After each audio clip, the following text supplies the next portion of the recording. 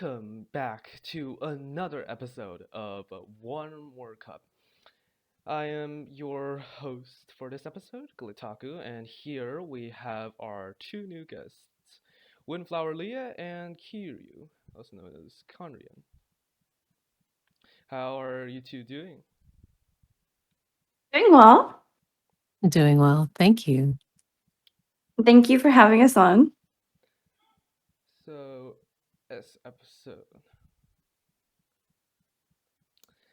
Windflower Leah is very much known for being an alchemist or an alchemy enthusiast. Indeed. Yeah, and Kiryu is also known for being a fellow lore enthusiast, also formerly known as maybe a partner in crime for Windflower Leah. So, speaking about Albedo, let's start asking about it. So, about Albedo, how was he created? What's going on with all this chalk prints and all this gold and all this alchemy stuff I've been hearing about all of this time? Well, Carrie, do you mind if I start about Albedo? Yeah. By all means, the floor is yours. So, just a brief overview about Albedo's lore. Since the topic we're starting with is alchemy, Albedo is the perfect one to start with, considering he is a creation of alchemy as well as an alchemist. Um, Essentially, he was created. He's not a real human. He's a homunculus created by Reindatir, also known as Alchemist Gold, who was active during the Cataclysm of Conria. Um, and the origins of Albedo is like really hard to talk about because we still don't know a lot yet. We only know that he was the success of what is called the Primordial Human Project. But we don't really know like what the goals of that project were other than to create artificial humanity. Sounds like And yeah, there's a lot of mystery surrounding it. development character. Sounds like a lot of more development in future versions. Absolutely.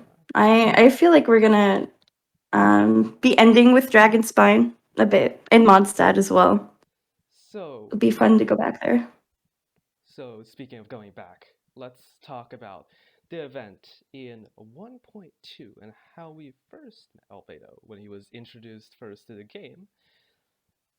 What were your first impressions on him? How was he presented towards the audience of Genshin that was still small, still developing, still understanding how the game worked and how the characters each had their own stories? How was Albedo presented in 1.2?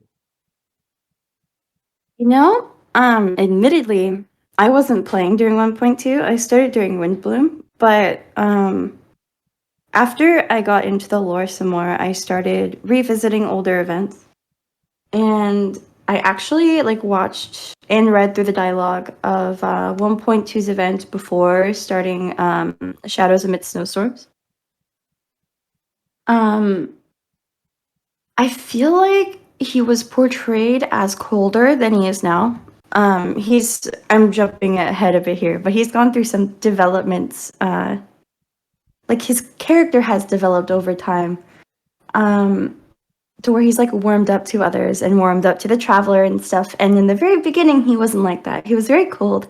He was only really concerned with his research and things that would benefit him. So yeah, there was a lot of mystery surrounding him back in 1.2. A lot of mystery. I I think to add on to that, it really does show because I played during the Chalk Prince and the Dragon. And initially, I feel for quite a few people, he presented himself, or I should say, the world presented him as a rather unassuming and relatively distant alchemist or scientist. And because of that, that added to his character. Because unless you actively wanted to look into his character, or if you paid attention to his dialogue, and now in the present, if you were to recontextualize what he has said, you come to realize how he is a very special, and I would dare say key character in Mondstadt. His significance next to his relation to Conria, and Ryan Gautier specifically. So I think it's I personally really liked how they introduced him and further roles he has yet to play. Further roles he has to play. So we understand that he's an alchemist, that he was further distant. He was very distant, but most characters start out like that anyway. So like as a synthetic human, I could ask, sort of like a human created by chalk, by soil, by dirt. Started from soil, then went into chalk, then created as a figure. So we move on towards more speculation based on. Yeah. We move on towards more speculation towards how the Albedo could be involved in Mondstadt's lore in the future, like Dragon Spine, all of that stuff, all of that fancy lore that we need to actively pursue. So now we reach 2.3. 2.3 was the big lore reveal of what actually went down and what more details on what went down. The Albedo imposter, the even bigger reveal at the end, so many different reveals. Starting out the first Albedo imposter, how Albedo, the real Albedo, also introduces him and also says imposter. And during the end, how the fake Albedo gets killed, but then turns into this giant ass flower. And then at the end, yet again, there's another imposter. So there's actually two imposters. And it turns out that one of the imposters was created by the other imposter. So there was like this imposter staircase, this like complex. Imposterception. Yeah, imposterception. Imposters shooting each other. Look at that. And at the end, we get yet another big reveal. We don't know if the Albedo we have right now is actually still the real Albedo or the imposter already killed him. This is this giant like cliff face, this giant clock of like this chance of how it's gonna carry out in the 3.0 versions. So you bring up a good point that we don't know if the current Albedo is real or not, right? Like that was like a very intentional narrative decision 2.3 to kind of like make you suspicious of like everything. And I feel like the fandom is kind of split 50-50 on whether the Albedo at the end of the event was actually Albedo or if it was Subject 2. I did an analysis back when 2.3 came out, and I have like pretty strong evidence for basically my interpretation of the ending of that event. And I actually think that the Albedo at the end is completely real. Just because like the way that he spoke about the events of 2.3 and his past and stuff, he was kind of sending the message that he's accepted his imperfections. He doesn't need. He doesn't like. He's not yearning for anything, in his words. and Subject 2 was yearning for something, which is why he acted out in the way he did. And I don't know. There's so much I could say. I don't want to ramble too much. You can ramble. These podcasts have always been about rambling on and on and on and on and on about all this different stuff. We started from last podcast. We started from Scarrow. We go to Conria, and we go to about this kill count thing, about how like Jolly and Venti have a cup of coffee together and ask about how much they killed in Conria and all of that shit. Bam. So like, don't be afraid to ramble. Don't be afraid to talk a lot. This is a podcast, not an interview. All right. So don't be afraid. All right. To talk about All right. I'll keep that in mind. I'm like trying to find my thread right now where I actually like talked about all of this. Because I think I worded it better there. Sure. You gotta find your own. So like. Okay, continue. So like basically before they met in front of the alchemy table, they had a conversation in Albedo's camp, right? And Albedo was telling this allegory, and if you've played the 3.3 Archon quests, we know all about the purpose of allegories, right? But he was telling this allegory about this rose garden and the rose, and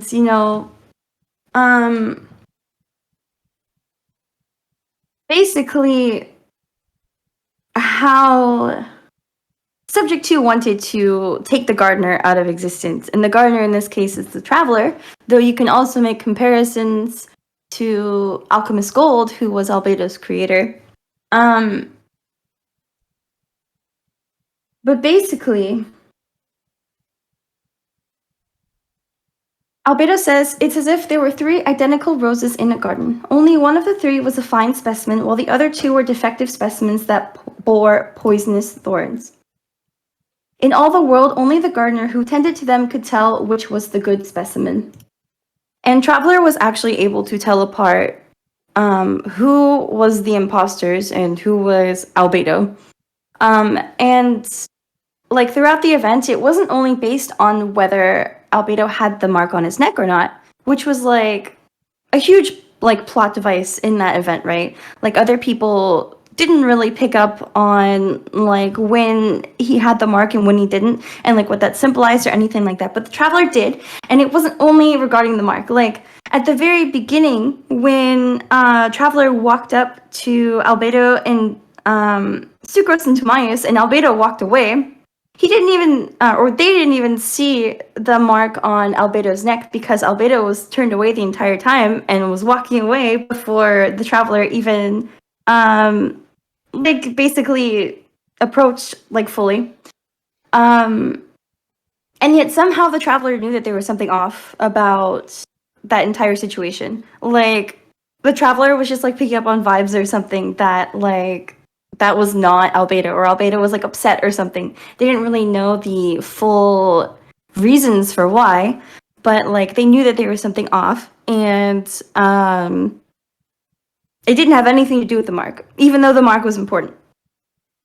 And I think Albedo realized, like, he attributes that to the Traveler being, like, equivalent to, like, a gardener who tends to the garden. Like, a friend who pays close attention to their other friends, and cares for them and stuff.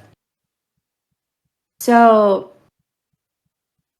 for Albedo himself, this is a good thing, and the Traveler is someone who can be trusted, and this is like proof of that. But for Subject 2, if you can tell apart the 2 poisonous flowers from the good flower, and Subject 2 was one of the poisonous flowers, then like the only solution to basically executing his plan would be to take out both the gardener and the flower that he's trying to replace. So, again, going back to the discussion at the end, where Albedo is talking about, like, basically wrapping up the quest, right? There was another allegory that was brought up, and it involves Sunsetias. And, Paimon was going on about like wanting like a juicer, like a special juicer, so that her, Sunsetias could be like preserved well, or like the juice could be preserved well. Like she doesn't want things to go to waste. And Albedo was like trying to like come up with solutions, like innovative solutions that would yield more Sunsetias in the future. So, like, for example, like, Paimon could plant the Sunsetias in Dragonspine and grow trees, like grow orchards. Then you will have plenty of Sunsetias. Like, you will not be overprotective of your Sunsetias anymore, Paimon. You won't be yearning for your Sunsetias. You will have tons of Sunsetias. You just have to, like, take care of it and stuff, right?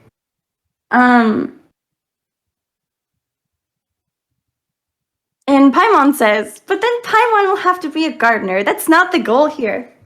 And Albedo's like, I don't think being a gardener is so bad.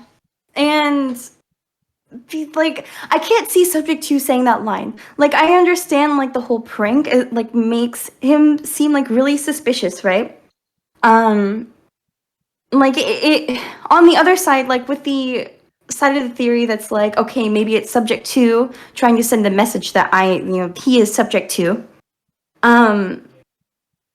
Like, I feel like it's more likely that it's Albedo, because to be a gardener, the allegory of the gardener is someone who creates life, right? And tends to the life that is being created. Alchemist Gold was a gardener.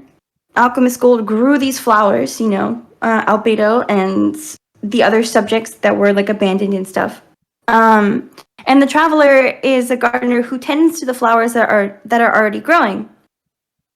And I think Albedo is saying there's nothing wrong with being a gardener. It's kind of him coming to terms with his past and like his future, and like he doesn't have to force himself to fit in anywhere. He's okay. Like he is not really yearning for anything, and that's another thing he said, right?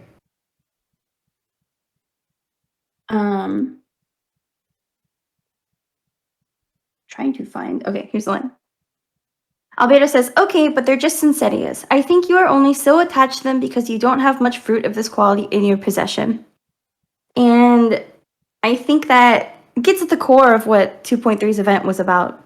Like, Albedo is accepting of himself because he has people like the Traveler in his life who like appreciate him for who he is, like no matter if he's human or not. And he has his imperfections just like any other human, and he's not yearning anymore. He's not yearning anymore. And Subject 2 was, and that's why he went out of his way to try and replace Albedo. When someone's pockets are full and their spirit is fulfilled, they don't easily fall prey to this kind of yearning. And I don't think Subject 2 would say something like that. That's kind of like my views on it. I know I'm like rambling, like I'm like going on a tangent. It's like it might be hard to keep up, but It's never hard. It's always hard to keep up with lore podcasts. Look, lore is complex. We've seen people go insane with lore. Just look at any theorist on YouTube. Look at the Pat himself. Look at how crazy he's gotten with the FNAF lore and stuff. It can't be any different with Genshin. Sometimes it can't be any different. It can just go deeper and deeper and deeper, and you can speculate more and more and more about so many different factors that all apply to the same goddamn character. It's really interesting you say that because, the deeper you delve, the more secrets you shall uncover. So let's do a little digging, actually, shall we? In the Byakuya collection, specifically the parable of the tree, there is one among many interesting passages. And on the topic of albedo and gardening, we find how many of these excerpts can be applied to present day Tavat and the lore itself. I think it's really interesting to note how the parable specifically describes a quote unquote story. And as we've recently learned with the recent Archon Quest, how allegories, short stories can be used as a form of retaining history. Specifically, I think this one is one that we've seen actually occur as the traveler. And by that, I mean the king's gardener and the tree spirit of the royal garden were in love, but the king wished to repair the beams of his pavilion, and so needed to cut down the tree with the most spiritual energy within it. The king was the incarnation of the primordial one, and the gardener could not defy the sovereign of sovereigns.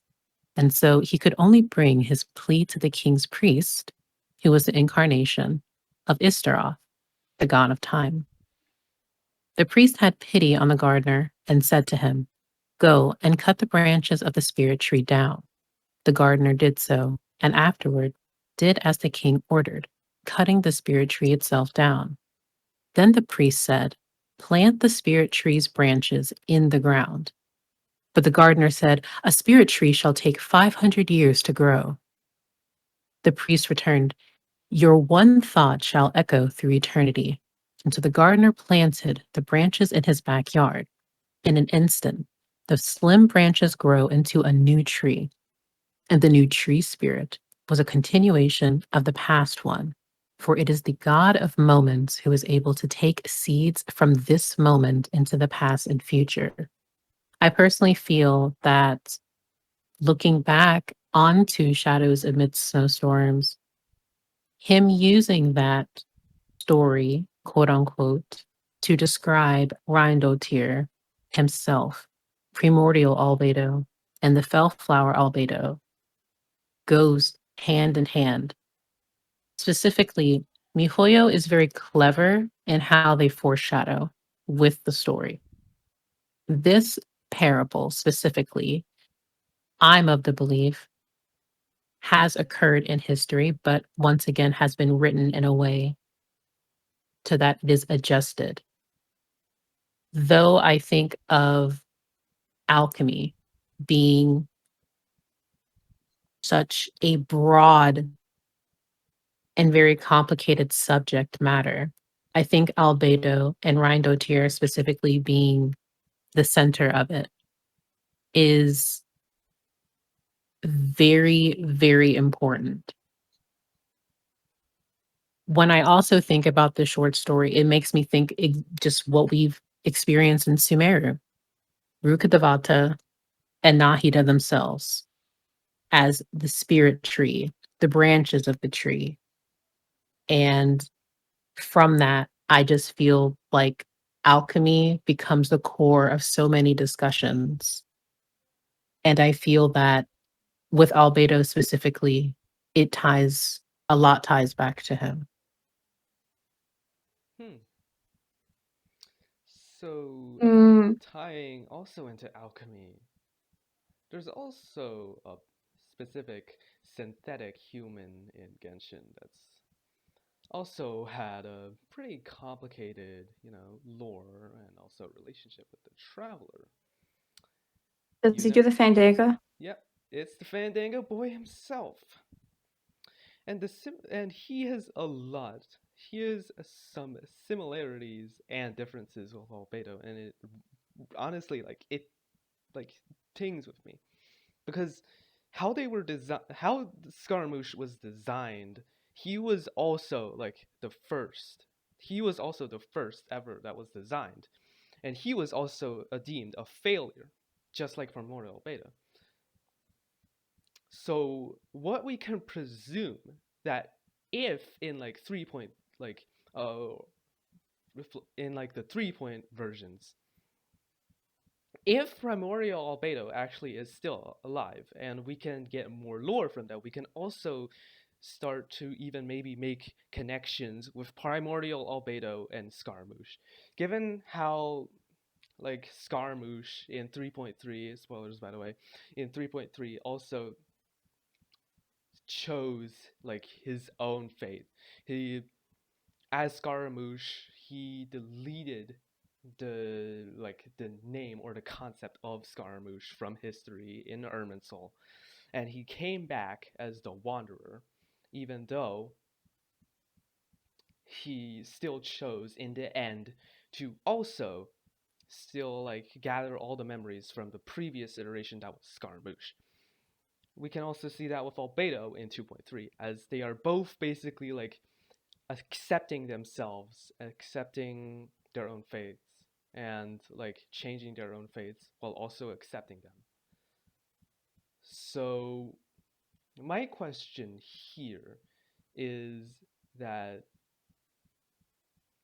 Scaramouche was also made by alchemy. So, do you. I just think. Do you think that Scaramouche could even have like a role in like future Albedo lore? This is all speculation, by the way. Absolutely. Oh, absolutely. Those two are fated to meet. Spoils. The reason I say that is just either of their characters, they're both artificial beings. Both of their narratives, while being different individually, is so on the nose. And many of their different themes you can view. I wouldn't say that they're necessarily foils to each other, but at the same time, you could argue that. It's one of those things where it's, of course, give it time, but Albedo and Wanderer have many, many parallels. And I think that it's more likely than you think that they will interact just because of their history. So I just finished the Archon quest last night, right? And I took a screenshot of this one line and I posted it to Twitter, basically saying, "Where is Albedo Genshin Impact?" Because Nahida tells the Wanderer, "To be human is to live with imperfections. You can choose whether or not you want to be human." We know Scaramouche was chasing after a heart. He's a puppet. He has always wanted to blend in with humanity and never knew how. And from his betrayals, he ended up going in the wrong direction. Kind of like Subject 2. Because he was yearning. And this really lines up with what Albedo was saying at the end of Shadows Amid Snowstorms. You know, Albedo has a place in Mondstadt. He has friends who admire him for who he is, whether they know he's human or not. He has human friends who don't care that he's not human. I mean, that don't know that he's not human. Sorry, not don't care. He fits in. He's not too concerned with his identity as like a artificial human, right? Like he has a role and he has people in his life that care for him, and like he decided he's happy with that. And Scaramouche never had that. Scaramouche faced several betrayals, and we know the one with Niwa was not a real betrayal from Niwa, but it was actually Dottore betraying them both. But like, I think the point of 3.3's Archon Quest was for Scaramouche to reconcile these two parts to him. You know, he has this softer side. Like, if he had been given a chance at life, like, even if he didn't fit in as a human and was always, like, a wandering puppet, like, his natural self would be to be very mild-mannered. We saw that in Archon Quest, right? But, Yeah, we saw Uwu Moosh. Uwu Moosh. Mama Uwu. But, like, these two sides of him reconciled, and now he can go forward into the world and learn what it means to be himself and like have his own identity. He's not chasing after belonging or anything. Like he's discovering himself, right? And I just think that the quest ending with Nahida saying this line about to be human is to live with imperfections, like I feel like there's foreshadowing there. I really do. I really would argue the case that Scaramouche and Albedo are narrative foils, and if they meet in the future, because we know Albedo painted Kuronushi during the Irodori festival. If they meet in the future,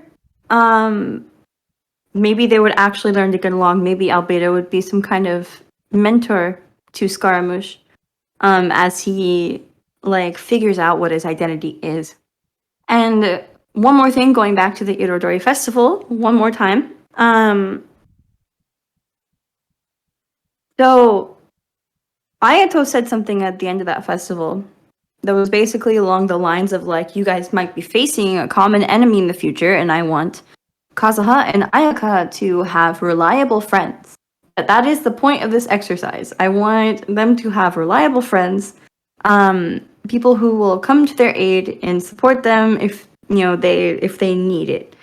And for the longest time, I always thought it was foreshadowing about everyone there, including Albedo, being up against Scaramouche as like the enemy that they have in common that they will face. Because I figured there'd be some kind of boss fight with Scaramouche incoming, right? But after 3.3's Archon Quest, I actually think that I misread that foreshadowing.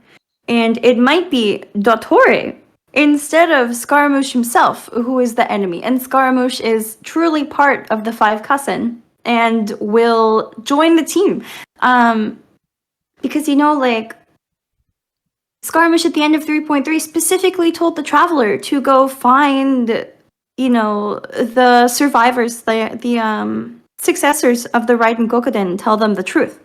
Like, even if it meant that they would cross blades and, like, Scaramouche might get stabbed or something, like, the past is going to catch up to him. He doesn't want the lies that he programmed into the Irminsul to, like, be the end-all truth. Like, he wants to start correcting some things in the past. He wants to face his own transgressions. Like, he's making this decision himself as he is, like, discovering his identity. And, like, so that would mean Kazuha and Ayaka are going to know the truth, and they're going to meet, right? So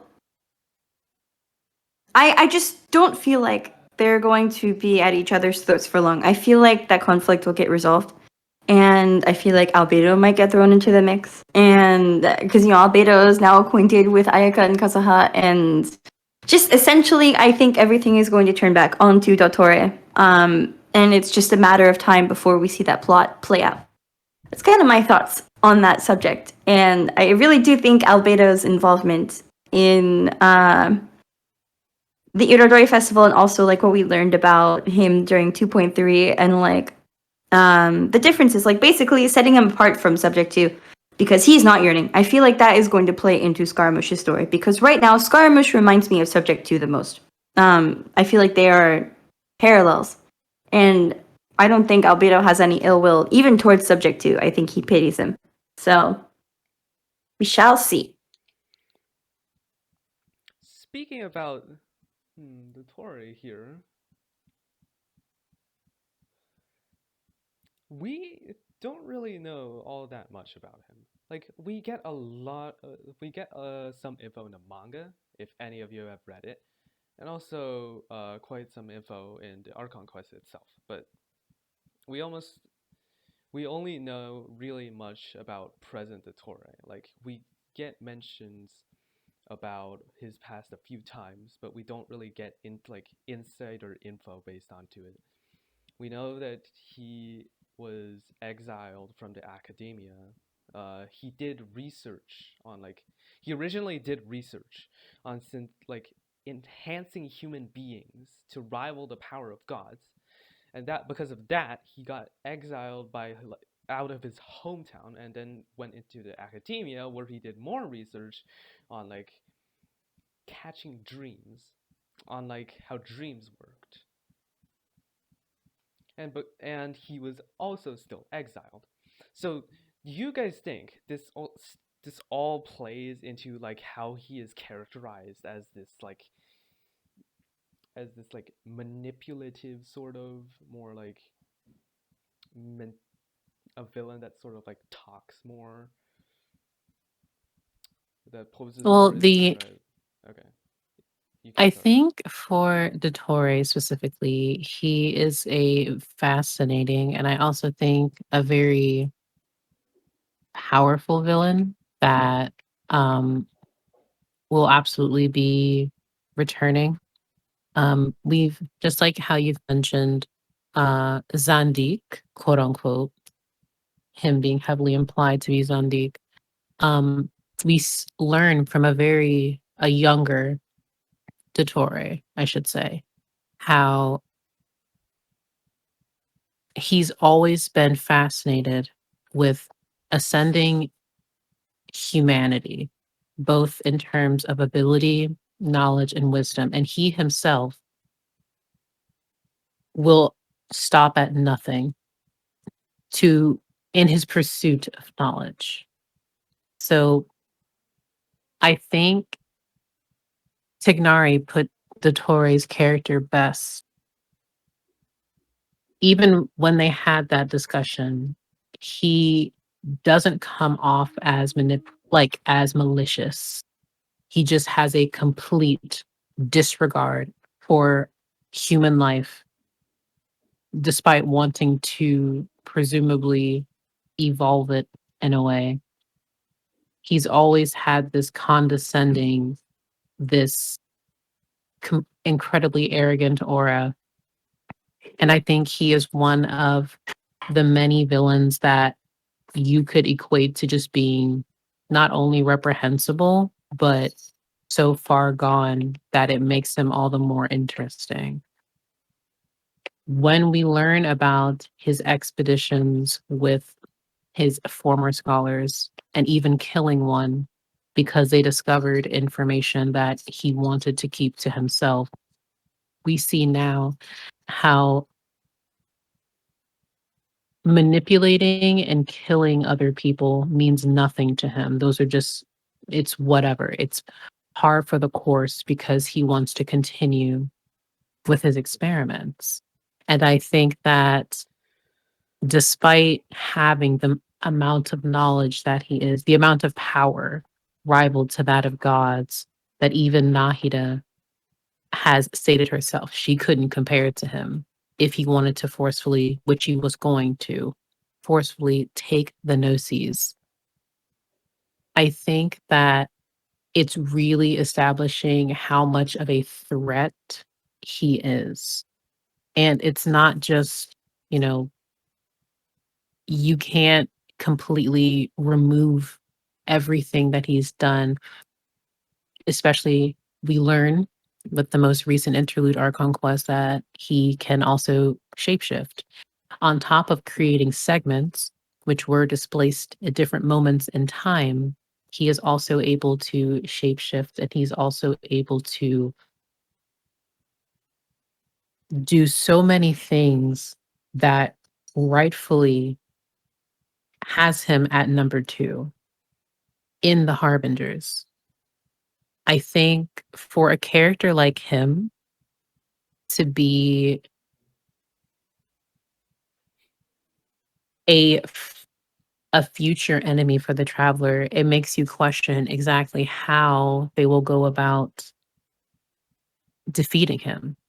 Because looking at what we do know about Dottore, it's a little bit, but not a whole lot. He, at least to me, it appears as though he is mainly just using the Fatui as a resource, just like how he uses everyone for anything that he's interested in. And no matter the topic of his interest, the only people that he listens to are Kiro and Tsaritsa. So I think he is a force to be reckoned with. Because we've seen what he can do, and who knows what else he has done. So So that's just interesting to think about. yeah, it really is.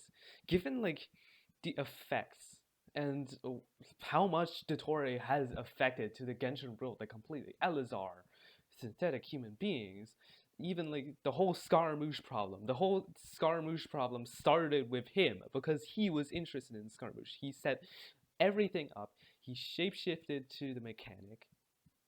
He managed to sort of manipulate Niwa and like what he did in a way so that Scaramouche would believe that Niwa had pretty much betrayed him. Like it would be really hard to get Scaramouche to believe that because like Scaramouche was still like a puppet at that point. He was still a wanderer. He didn't really understand that much, and he was already acquainted with like Niwa and the Raiden Gokuden, the five cousin. And what Dottore did, like he manipulated it to the point of like getting Scaramouche to eventually join the Fatui and participate in everything that happened throughout like 2.0 and like all the way until 3.3. And now everything is suddenly just converging back. All the effects, all the people that Dottore has affected, like Kale and Scar, mostly those two, are also like converging as we've seen in 2.6. So, what I have basically another bit of a theory, and this might surprise you, but there is another character in Genshin that is also acquainted with like doctors and medicine. He lives in Liyue and his name is Baiju. Baiju who?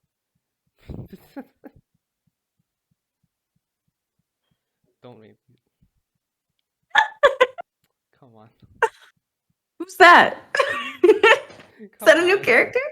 Baiju? Oh, I heard about him. It's This is yeah. a very weird topic, a theory, to suddenly bring up a character that hasn't been mentioned in like months, but like there might be some.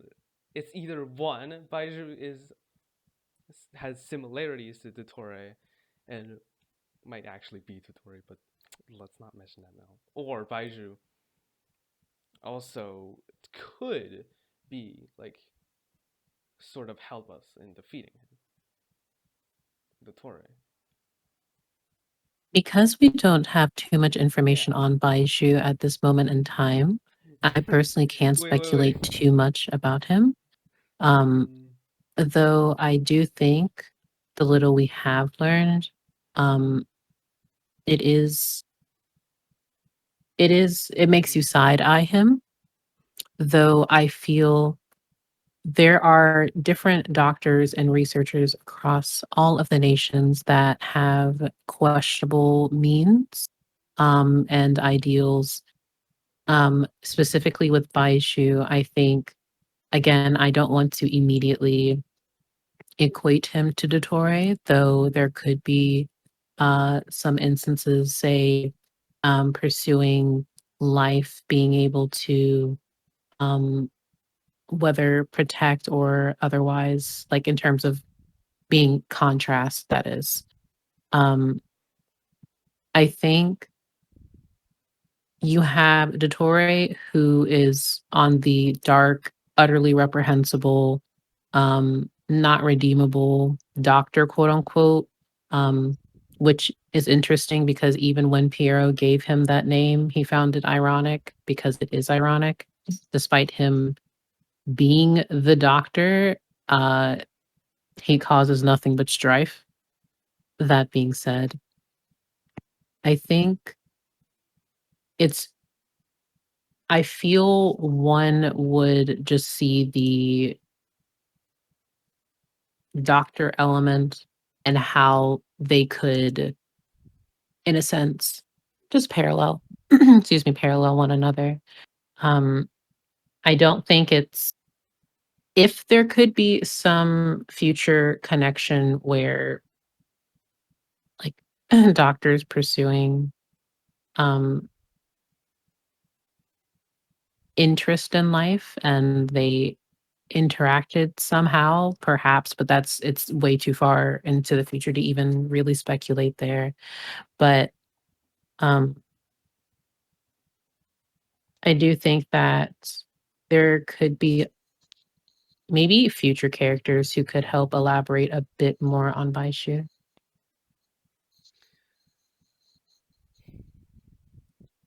Yeah, because I've seen. you continue, I was sorry. just gonna say. I was just gonna say. I've seen the theories that Baiju is the Dendro Archon. They were so interesting. Like, obviously, it was not true whatsoever, but like, it really makes me wonder. Just about Baiju's lore, why it's taken so long for us to learn anything.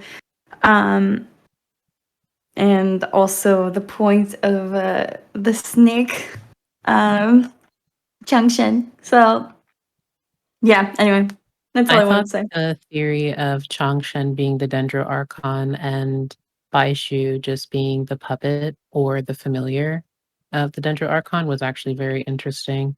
I know quite a few people who were into the Baishu as a Dendro Archon theory were very defeated with recent developments, but um, I think he absolutely will play a role because, as it's been established, it is purposeful as to when they release more information about characters, drip marketing, official releases, and things of that nature. So I do think it's it's very fun to have speculation in that regard.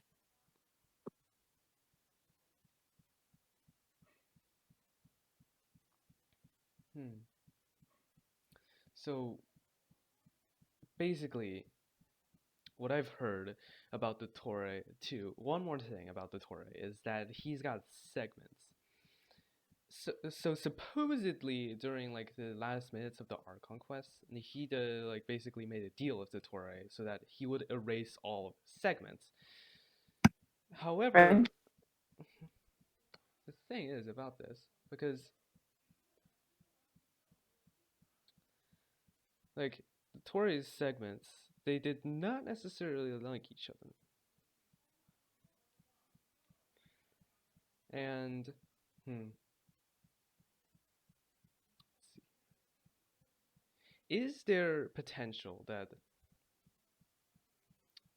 there are still segments of the Torah that might have even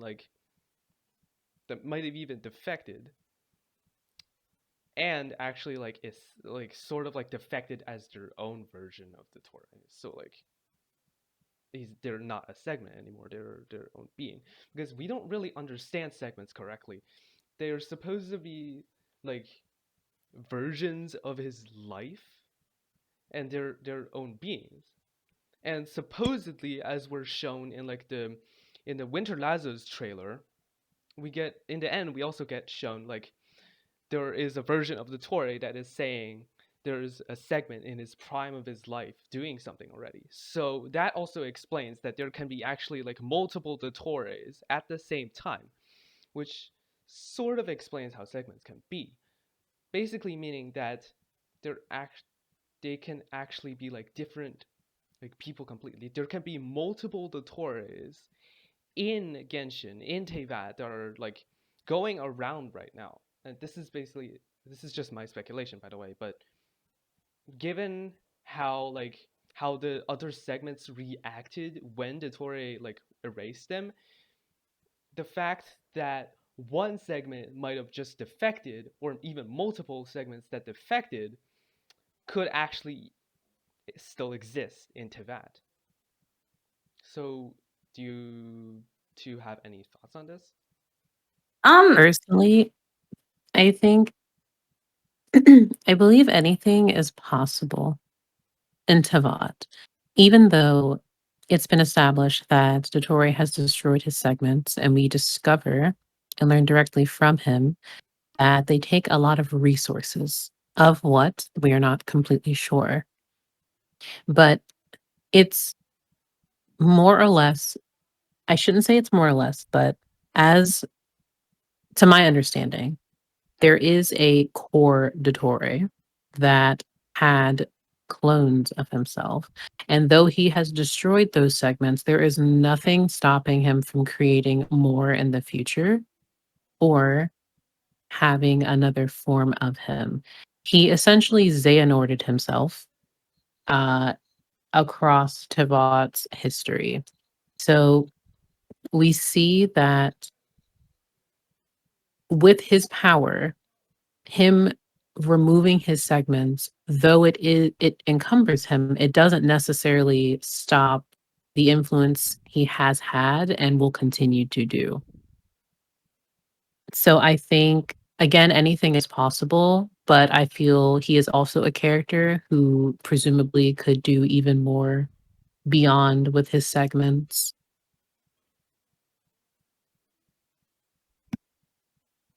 Just to add on to that, like I agree with the notion that like anything is possible in Tevat. But like oh I just feel like I know Nahida is like a younger Archon, but she saw through his memories like when all of those clones were basically erased, right? And also like in 3.3's Archon Quest, there was something tying into Dottore that Nahida had like went to lengths to preserve as well. So I just feel like she accounts for more than she lets on. Um, Kind of similar to Venti and Chongli and even Raiden sometimes that like they know a lot and like they don't always show how much that they know until it's relevant. So I think there's two possible explanations. One, there's no more Dottore segments left. Actually, three possible explanations. One, there's no more Dottore segments left. Nahida oversaw it. The end. Two, Nahida knows there are segments left that Dottore was hiding, but didn't really point it out or like hold it against him when he erased the others. Maybe she thinks it's fine for him to keep those, and you know she's just like happy that the ones that were erased were erased. Or three, Dottore somehow successfully hid a segment somewhere outside of the Irminsul's records. Which would be very interesting considering Piero seems to have planned a lot of this.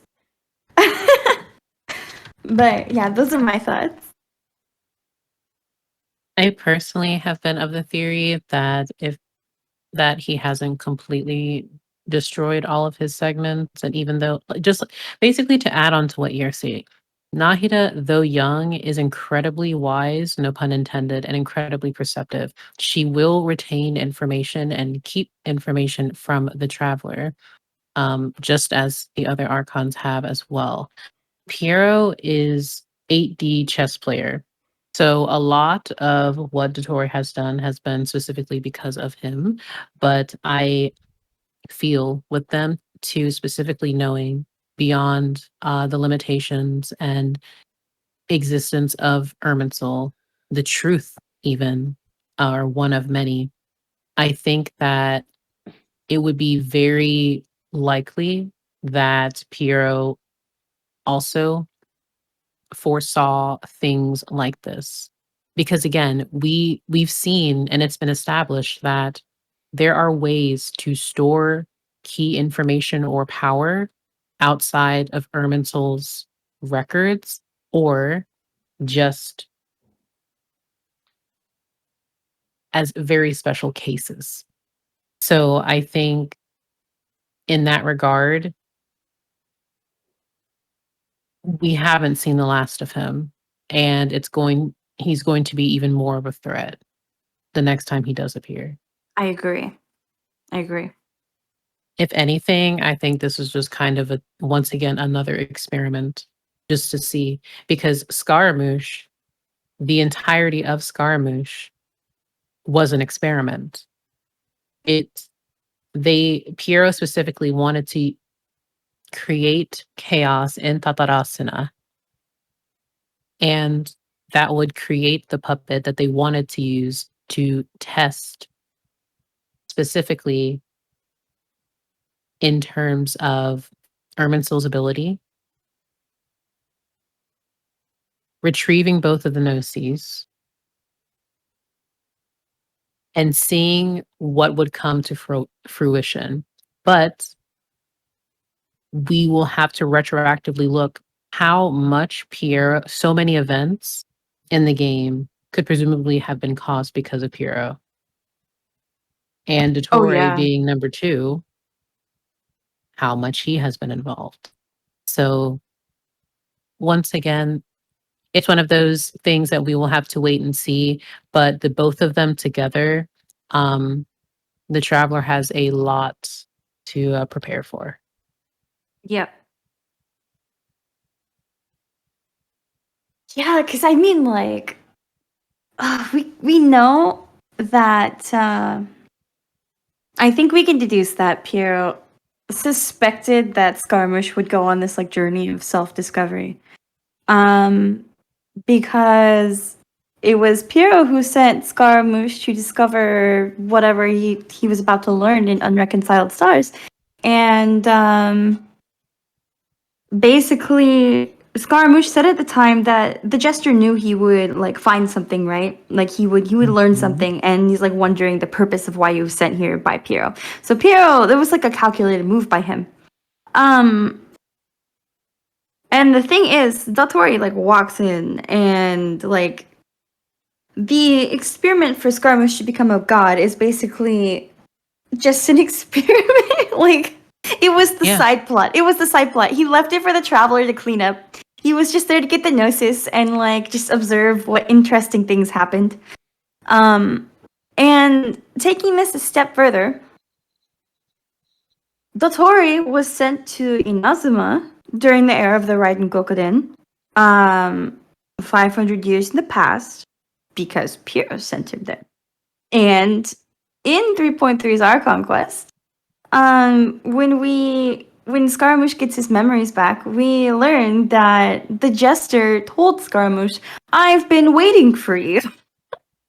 So it's not only how Piero sent Scaramouche to Mondstadt during Unreconciled Stars, but Piero sent Dottore to meet Scaramouche in the first place all those years ago. So like knowing that Scaramouche would end up joining the Fatui.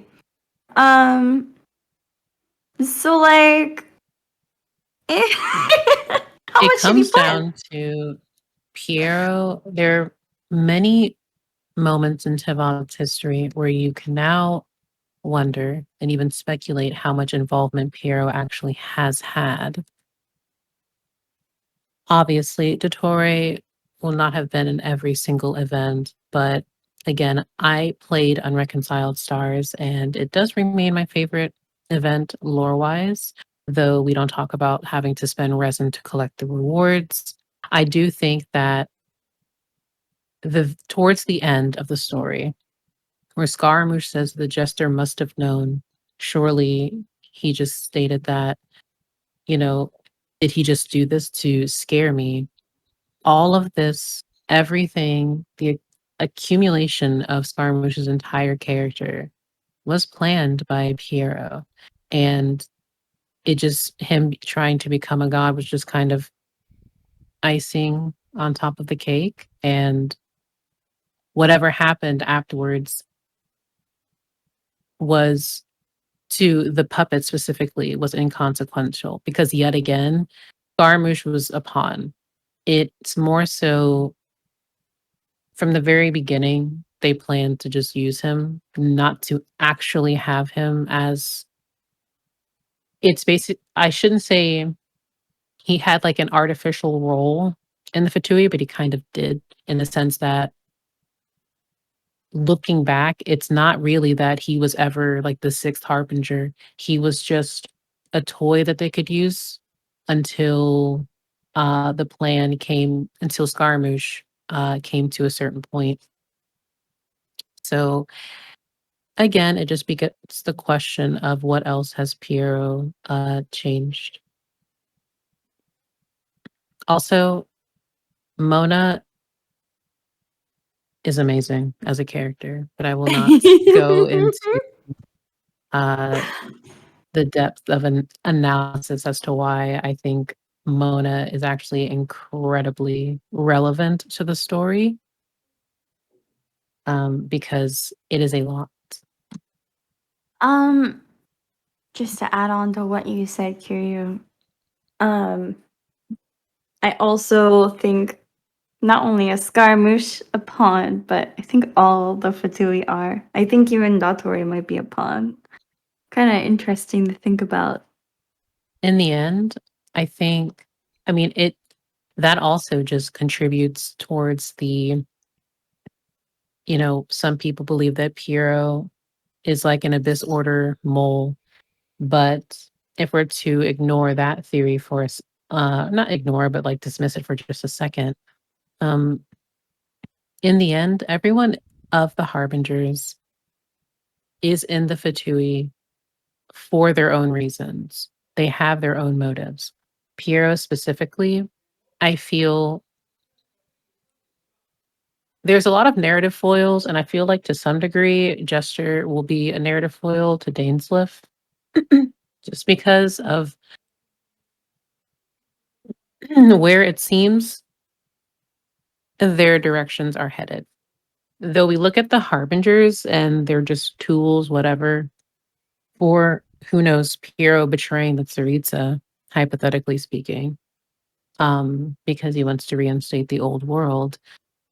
Um, a lot of the people who the Jester can use, like it's the number count is endless. So I feel, although Torre is more than likely the biggest asset in that regard, Scaramouche was just the most willingly and expendable option there. So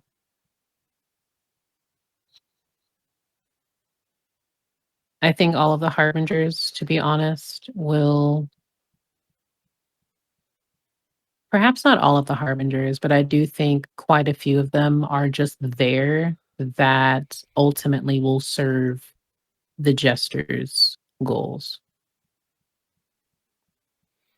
So based on your Mm-hmm. speculation that like Fontaine, because like since the beginning we've like always been introduced to like three particular harbingers. That's Tartaglia, Senora, and Scaramouche.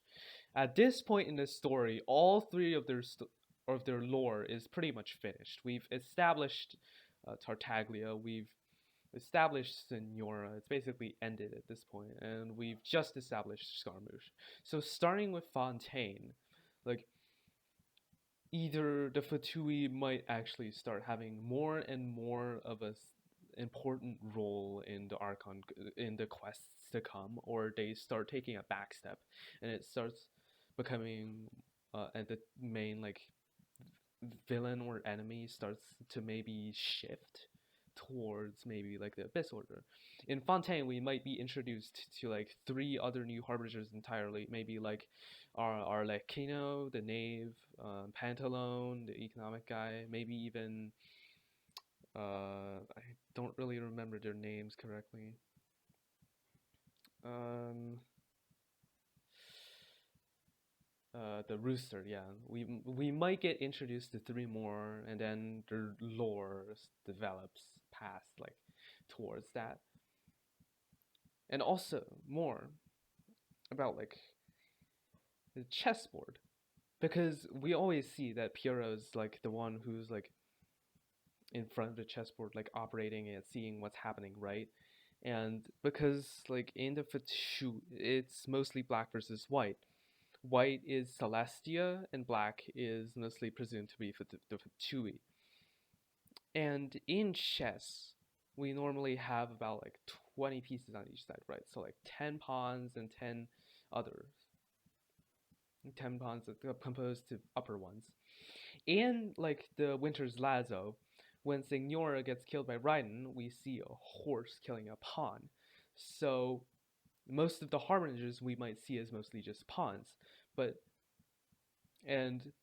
there might only be like two important, maybe like a king and a queen. The king being Piero and the queen being the Tsaritsa. So It's really interesting. That the knight took the pawn, but the electro bishop is not a knight. It's a bishop. Mhm. So I'm wondering where the knight comes into play. Who is the knight? Dainsleif, because he's my knight in shining armor.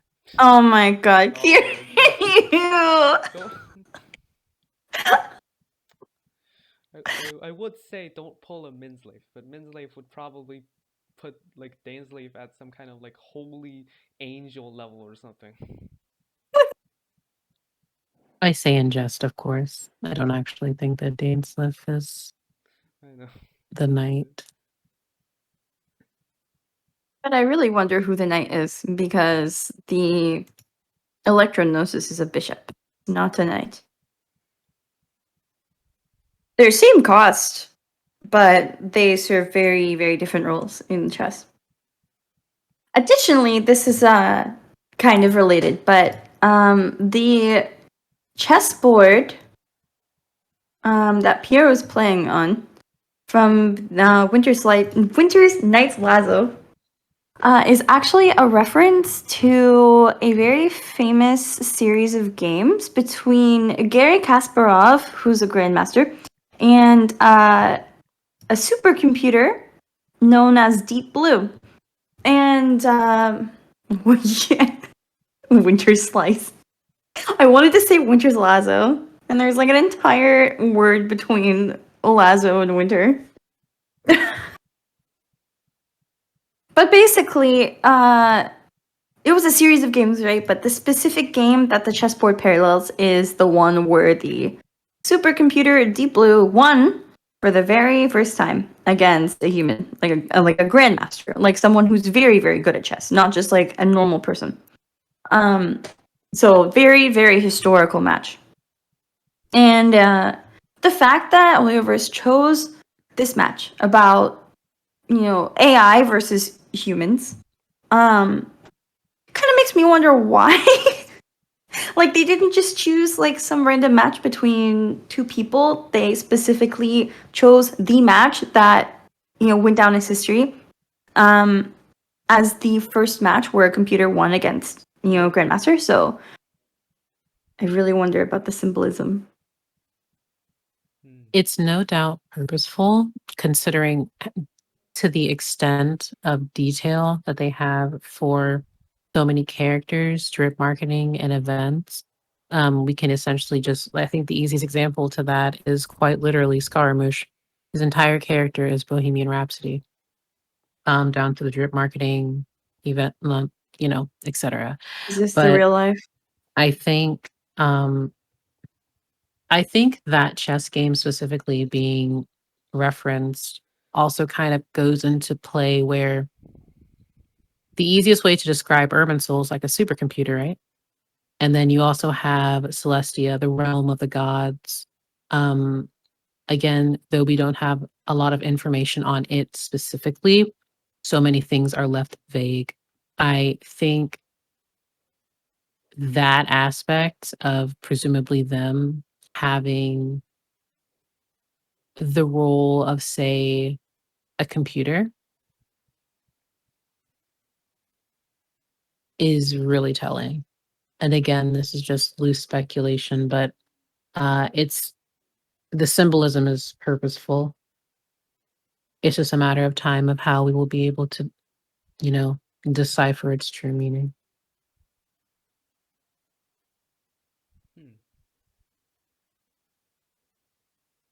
another thing I wonder about in regards to chess theory is Venti and Zhongli pretty much gave up their gnosis willingly. I will stand by that theory. I will die on that hill. So what does it mean that the Fatui, that Piero is playing with pieces that are associated with the divine, with Celestia? Like they are on his side of the board and he's playing them. What does that mean?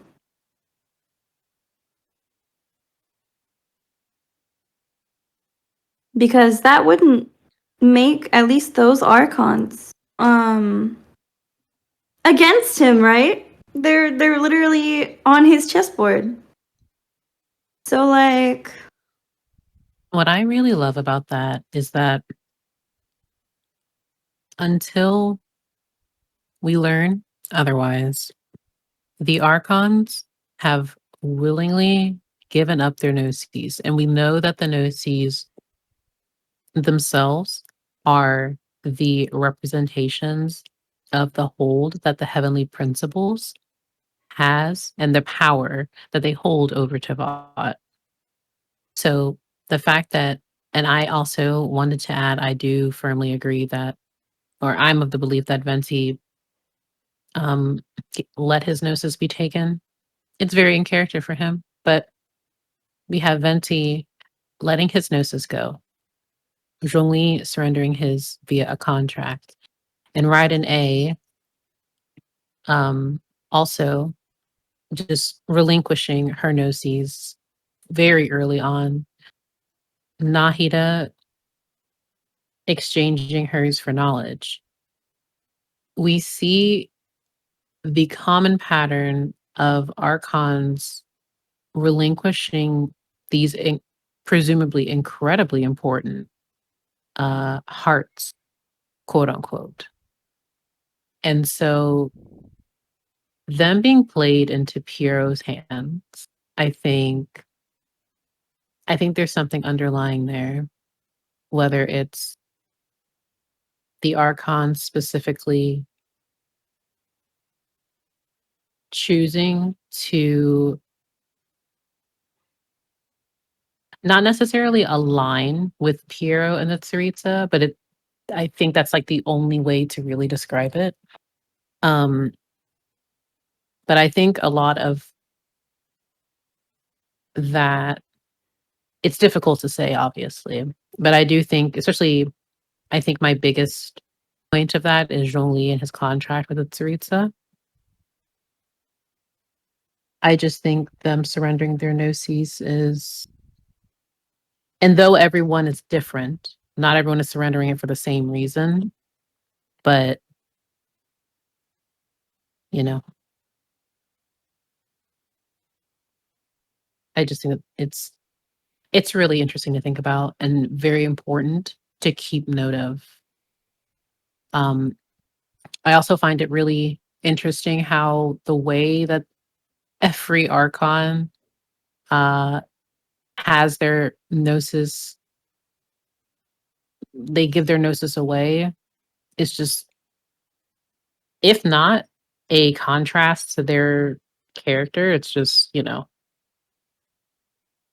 actually, no, not a contrast, because regardless if you believe it was like Venti himself allowing, that we saw, you have the god of freedom freely letting his gnosis go. You have the god of contracts signing his away. You have Raiden A, though she was in eternity, quote unquote, decided to relinquish that. And then you have Nahida exchanging hers for wisdom. So I'm very curious as to how Folklore will surrender hers. Will it be unjustly? Just? Who's to say? But I do think those patterns are also to be noted. I am so excited for Fontaine after we talked to Levin. He was like, Why not talk about it now?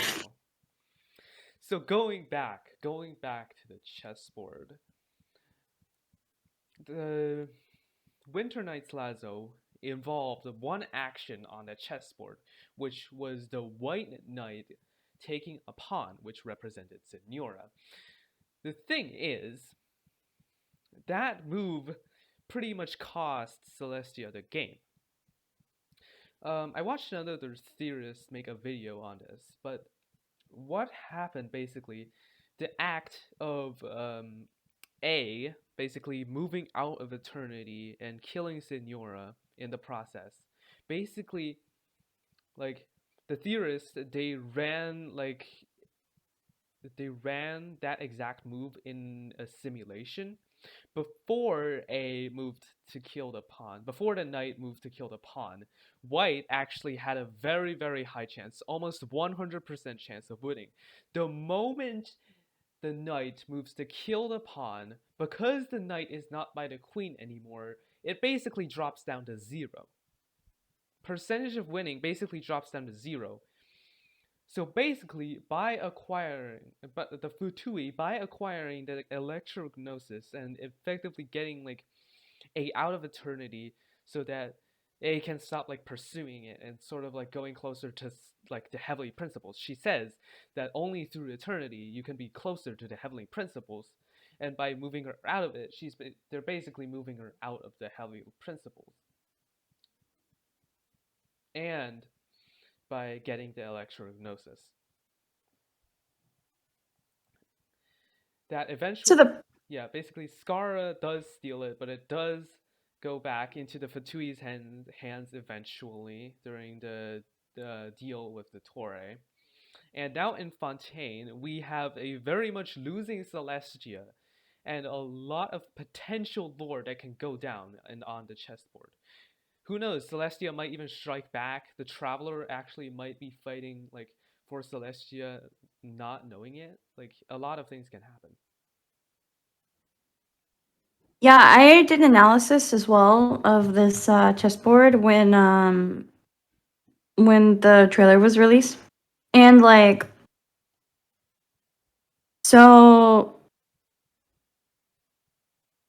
when that knight takes the pawn, here's the bigger image. The king, the white king is suddenly like exposed. So like it puts the black queen in check, right?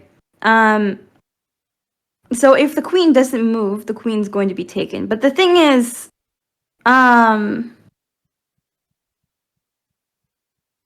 are a few moves that black could make that would make this move backfire. So if the queen moves to e1, for example, and puts the white king in check, that wouldn't work out because the knight will just take the queen at that point. But the thing is, the queen can move to b1 and actually pin the knight from moving again. Because if you imagine, so the white knight's on c2, and the queen moves to b1. If the knight moves, then the king would be at risk, and you cannot, it's illegal to make any moves that will put the king in check. Like, that's just game over. So the knight would no longer be able to move. And if you look up to the top left corner, the Venti's Gnosis actually. Venti's Gnosis is trapped by the Black Knight and the Black Rook. So white would essentially be out of any pieces to move except for Zhongli's Rook and some pawns and the king. So yeah. Yeah, the way I like giving a second look, there are actually 2 white pawns that can actually pretty safely take the like ascend to like a queen if the rook doesn't stop them. Or the knight. Also, I see a message in chat about the board being unrealistic, but I actually don't agree because it is a direct reference to like a historical match. So like they've made some changes, so it didn't go exactly the same way, but like there is some narrative there. It's not just like a randomly generated chessboard. Um, they are going in some direction with it. It's like the very core of the lore, so I wouldn't say that. Like I would discourage people from like trying to put others off from analyzing it because there is a reason that they chose this layout. I will die on the hill. Yep. Stay with your theories forever and ever. You know, because they hold something close to your heart. Now, probably like one last part of overanalyzing the chessboard, but there's actually in like the original video, there's actually a bit of an error. Like one of the pawns is shown, but it also sort of like disappears. Now you could like say this is just a minor like rendering or like animating problem, but I'll send it in chat. There's actually a third black pawn there that was shown and then hidden. What I think these three pawns represent are like the three original harbingers we first meet. Tartaglia, Senora, and Scaramouche. Like the black pawn that disappears. This is very, very like speculative, by the way, but it actually could represent something. It could represent Scaramouche, like sort of like sort of defecting from the Fatui by becoming a god, sort of, because when he becomes a god, he's basically like he sort of becomes like independent, and like during like a cutscene in like the quest where we like see sort of like we would like meet him before the boss fight, like he talks about like not wanting to be part of the Fatui anymore, and even like pursuing the Torre. So this actually might represent like Scaramouche momentarily becoming a god, but then going back into a pawn as he obviously gets defeated. Now, there are actually, from the black seed pieces that we're seeing, there are 4 more pieces: 2 pawns, 1 knight, and 1 rook. These might get represented in Fontaine. Like the 2 pawns might be Pantalone and the Rooster, and the knight and the rook might be higher ups. Like maybe even like Mhm. the rook or the knight could even be Damselet, because Damselet is also most likely top 3, and top 3 mostly have like most likely they have power that rival the gods. And there's also this running theory around like design elements that Mhm. design elements about Damselet that speculate that she is also a Seelie. Like she, Yes. going into the Seelie lore, she is Love her. the last remaining Seelie. Um, so basically, a brief summary of the Seelie lore: they used to be this like primordial civilization, but Celestia basically had like one rule saying that they cannot fall in love. But obviously, like primordial civilizations, they're gonna betray their creators eventually, so they fell in love. So the Celestia came down to destroy him, and it's presumed that only like one Seelie or maybe like a few Seelies are left, and it's presumed due to like many design elements during the Winter Night's Lazo that Damselet is the last living Seelie. So I think it's a bit, I personally would, because the Seelie are ancient in terms of like they are ancient, that is um like I wouldn't go as far as like the earliest primordial one or Phanes in that regard, but I do think that they were essentially created by the primordial one. That being stated, um, I do think many of Damselet's design elements are in reference to biblically accurate angels. Um, though I also suspect that she could have an underlying darker design, but that is um, just more personal indulgence than anything. But I feel her having her eyes closed, whether she's actually blind or chooses to keep them closed, makes me think a lot of recent developments that we've had in regards to artifact sets, specifically the Goddess of Flowers artifact set, um, where we learn and we get official confirmation that the Goddess of Flowers was, in fact, a Seelie herself. Um, and with her tale, we also learn how, once again, it was a tragic fate of forbidden love. Um, though it was more so, I shouldn't say completely one sided, but you would see in the Goddess of Flowers perspective where she had feelings for King Deshret. However, um, not only was it forbidden, but the information that she divulged, that she revealed to him, would later um, pile on top of the forbidden knowledge that he would also directly pursue despite her warning. Specifically, where she says, I shall keep your secrets on account of the feelings my heart holds for you and the Lord of Wisdom. And it's just,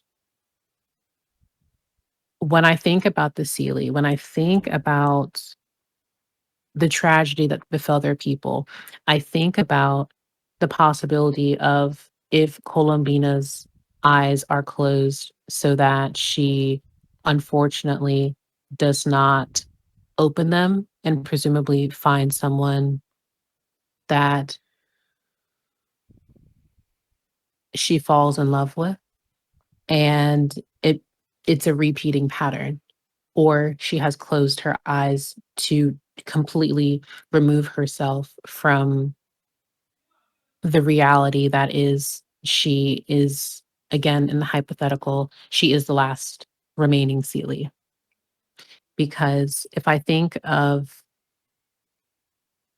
the Goddess of Flowers stating that it was a faraway time of calm and peace, divine envoys spoke openly with the people, bringing them the word from the heavens and how they were supposed to guide humanity. And for a being like Columbina, assuming she is a Seelie, to remain as the only one and is now aligned with the Harbingers. So it's just a very unfortunate situation because I do feel like her story will be one, like yet another tragedy. So I'm very excited for her. And I'm excited for the story she has to tell because I do firmly believe that if she's not a Seelie herself, she has a direct relation there, whether she's a descendant or, again, originally a Seelie. Eh? What? Um, I do think when I think about the Goddess of Flowers, specifically to those who have, um, at the time of this recording, the latest artifact set of the Flower of Paradise Lost, I think of the Goddess of Flowers quote, which reads, and I'll be brief. It was a faraway time of calm and peace. Divine envoys spoke openly with the people then, bringing them the word from the heavens. But in time, invaders descended from beyond the firmament, bringing with them destruction, overturning rivers, spreading plagues. And though the invaders brought war to my former kin, they also brought about illusions that could break through shackles to the land. And I also feel like them bringing illusions, quote unquote, could be another reason why Columbina has her eyes closed. But the Master of Heavens, consumed by fear for the rising tide of delusion and breakthroughs, sent down the divine nails to mend the land, laying waste to the mortal realm. We then suffered the torment of exile. Stripped was our connection to heaven, to our powers of enlightenment. Heed my warnings, seek not the master of four shades, and inquire not of the mysteries of the sky and the abyss. Otherwise, as shown by the nail of retribution, certain calamity and sorrow shall follow. I can't help but wonder if Columbina presumably feels if she allies with the Tsaritsa because Tsaritsa empathizes with her pain of losing her kinsfolk, of being stripped of their connection to heaven, cast aside, just like how King Deshret was the son of the sky and cast aside. Is it possible that she allies with the Tsaritsa and, in honor of her people, wishes to enact justice? Or who could say? And that's, again, just immense speculation. But I feel the amount of information that we're receiving about Irminsul and about the Seelie specifically, it's all going to tie together. And it's one of the reasons why I'm very excited to learn more about Columbina. Because truth be told, I feel like Columbina is actually the deadliest, despite her appearance. But again, that's just me. I agree. She has this like, oh, how do I word how I see her? She's like very ethereal, but it feels like she doesn't really, just very like twisted, but in like an elegant, like otherworldly sense. I don't know. She scares me, but I love her. Yeah, apparently, like, I remember reading from somewhere is like it describes her as like this emotionless person, sort of like like this blank sort of person that like doesn't really put much care or thought or emotion into like violence or destruction or like the threatening things that you are talking about. It's sort of like using the lack of information or like the lack of any kind of sympathy to indulge fear within the mind.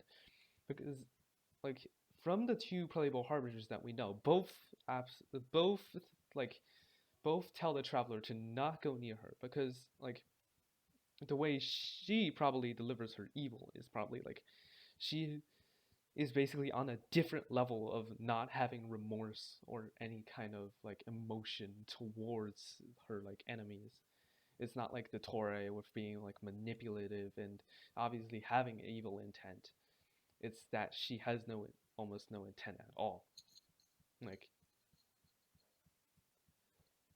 it's like she does stuff she does evil because she does evil.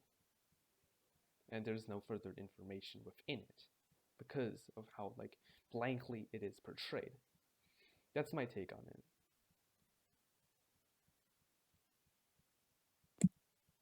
Well, I completely agree in the sense that we know nothing about Colombina aside from for the traveler to stay far away from her, that she is incredibly dangerous. So again, it's completely possible that she has absolutely no, despite her history, she could just be evil, quote unquote. But I think, again, it's too early to completely have like a solid theory regarding her. But I do think that, you know, again, anything is possible. And that's why I look so forward to her because should it be proven that she is a Seelie,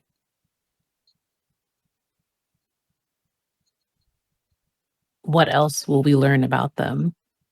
What else will we learn about their separation and forced exile? And from them, what will we learn about the three Moon Sisters, Arya, Sonnet, and Canon? Because we know very little other than the current moon that you see in the game is the corpse of the last remaining Moon Sister. So I feel that is going to open up many doors. And when that time comes, I'll be very excited. I can't wait for Moon Sisters lore.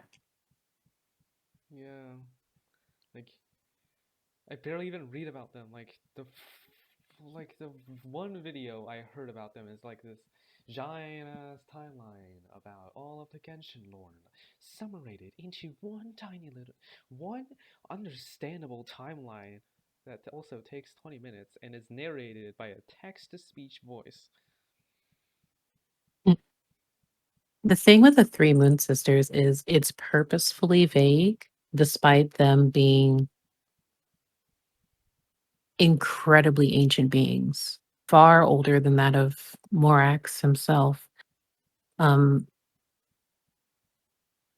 the the information we have about them is sparse, but we can kind of gauge um,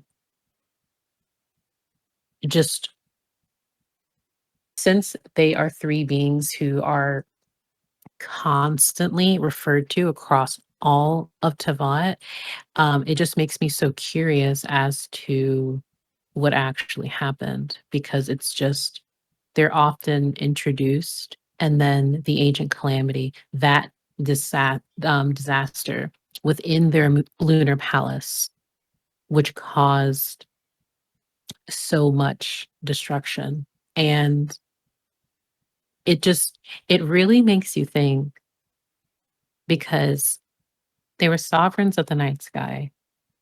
They had a silver carriage. And we often learn about a solar and silver chariot across different artifact sets. And the union of a seal, like the ancient ancestor Seelie and an outlander of whom we do not know. And as the Moon Sisters allowed them to wed, the calamity occurred and it completely destroyed the heavens. And so you just, because you learn more about the Moon Sisters and the chasm, although very briefly, specifically just how this, like their carriage that descended to the earth was removed and taken apart. Um, Despite being a carriage from the palace of stars, quote unquote. So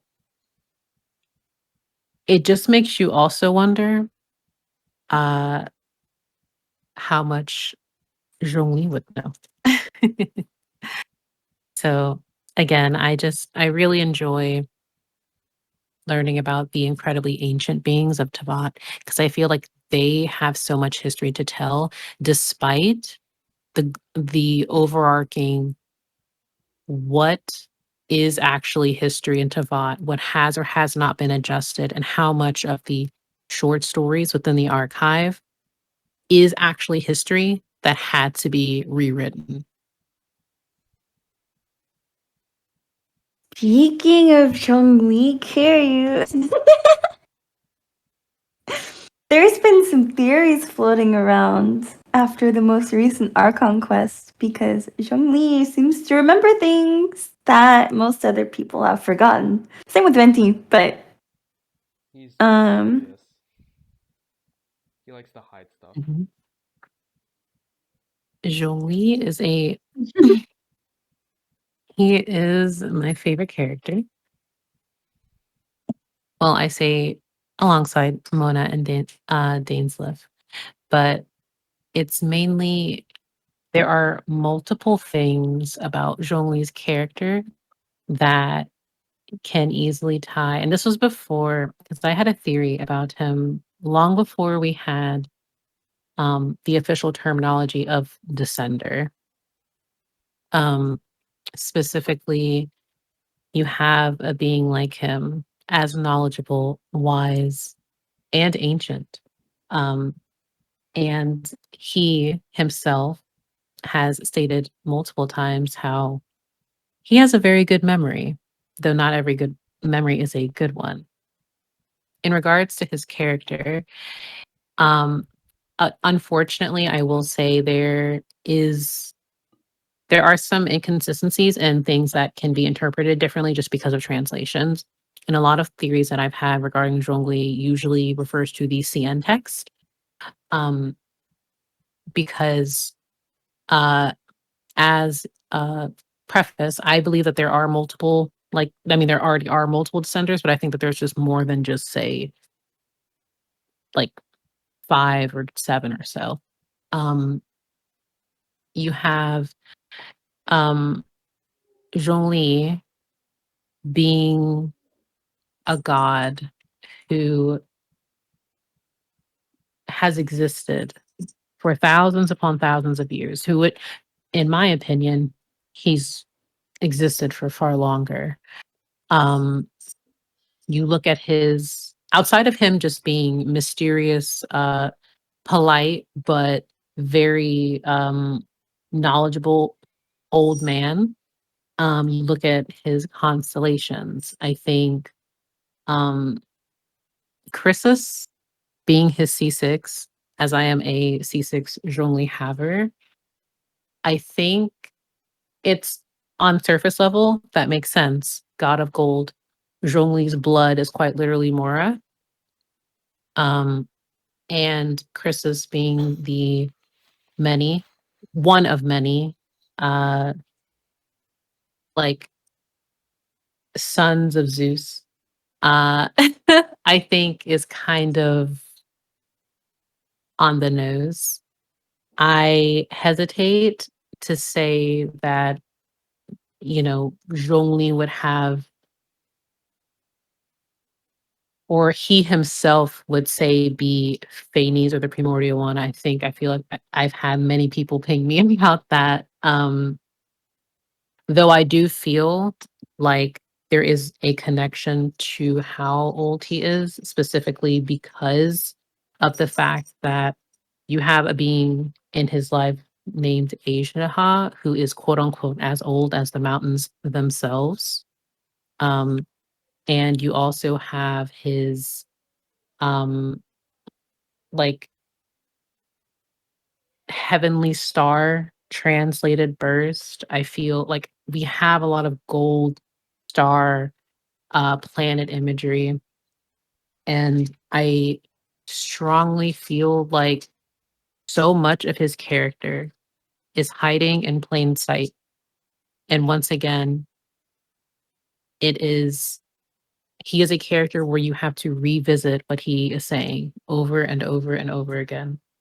Um, so I feel it's one of those things where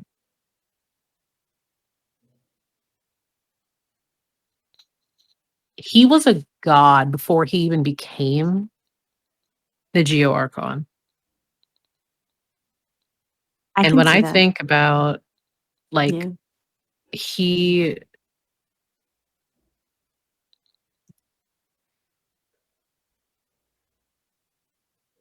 to me, I just feel like everything I want to say about him, I'm gonna sound like silly, but I really do think that he pay attention to Zhongli. Pay attention to Only Zhongli. okay. Uh, I still gotta work on it. Not gonna lie, sorry. The Leo Archon quest sort of the pacing at the end sort of drew me off. Not gonna lie. So like, So long since we played those Archon quests too. Like, I really feel like there needs to be some kind of revisiting, right?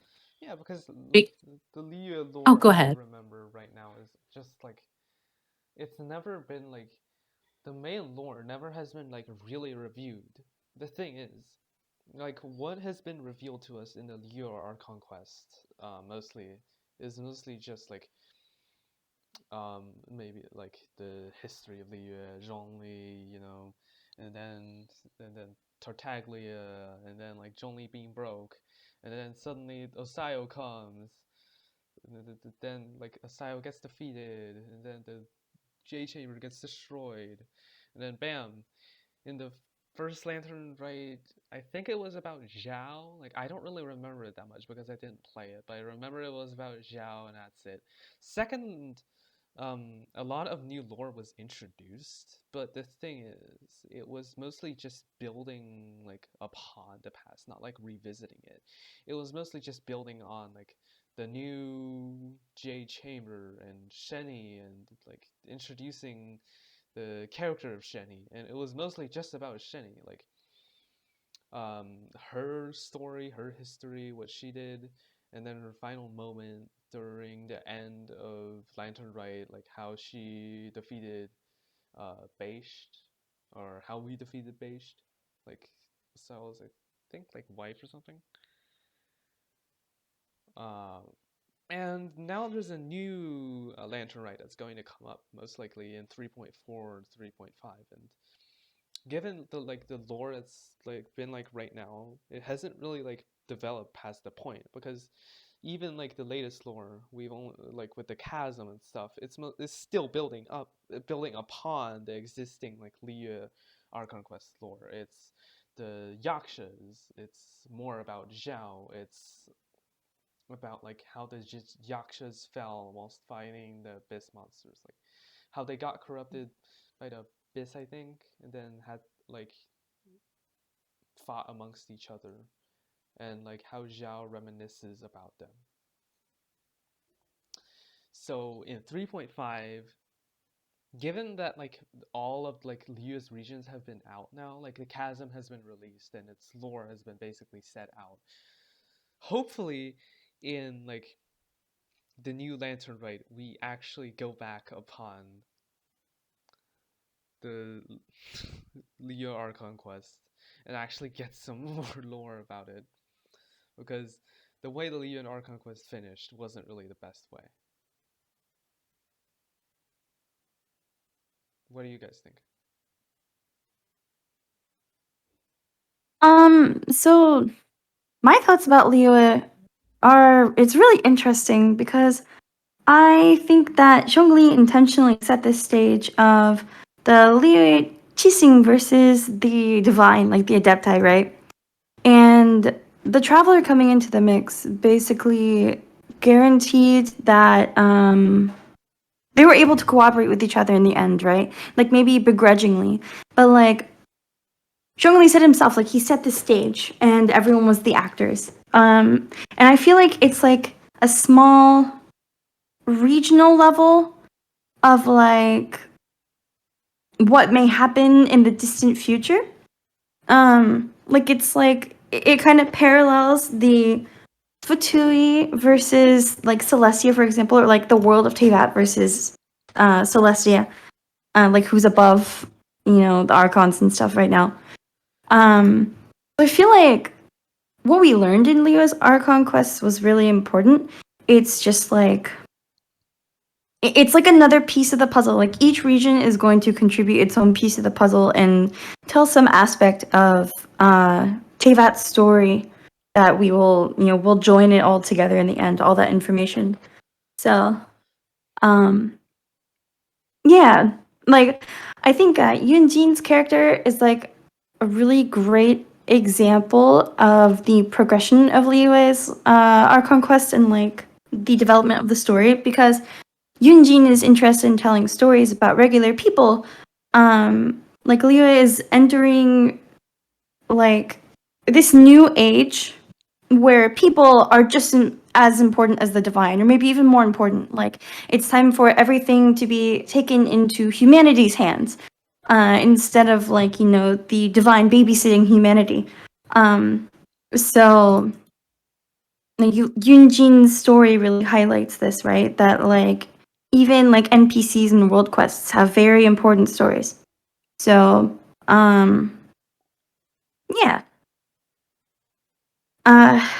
Just kind of makes me wonder what's gonna happen once we face off against Celestia, I guess. Because yeah, Daneslave kind of hinted at this in the Travail trailer that humanity has its dreams and ambitions, and doesn't want to be restricted by the gods. I think it's just so interesting how Zhongli essentially set the stage, and Piro is setting the stage for the Harbingers. I think those parallels are cool. Not to mention just chess playing. But It's like one big stage at this point. yeah, like I feel like everything is a circle. Kind of interesting to think about too, how we're in the Tevat chapter, and the chapter is divided into acts, kind of Yes. like a story. And that's something I really do think a lot of people may forget is that we are just on Tevat's chapter, just in Tevat.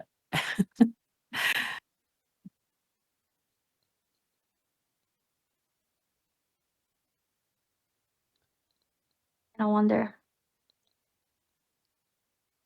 Also, I wonder if Mihoyo will be kind and give me more Guizhong lore, specifically because I think the goddess of dust plays a similar or played a similar role to the goddess of flowers, though it's not a complete one-to-one. Her being represented as dust, which is such a complex form of life and quite literally a key element in alchemy. Um, Yep. Going back to and you Albedo. think of, I'm just thinking of dust, soil, chalk. I think she specifically, um, there was more to tell with her.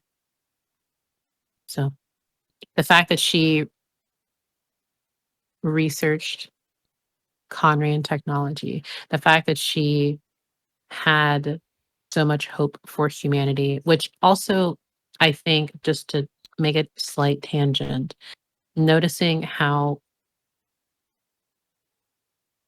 I think this is could somewhat be supported with the latest Flowers of Paradise, a lost set, specifically referring to how humanity can be its own utopia.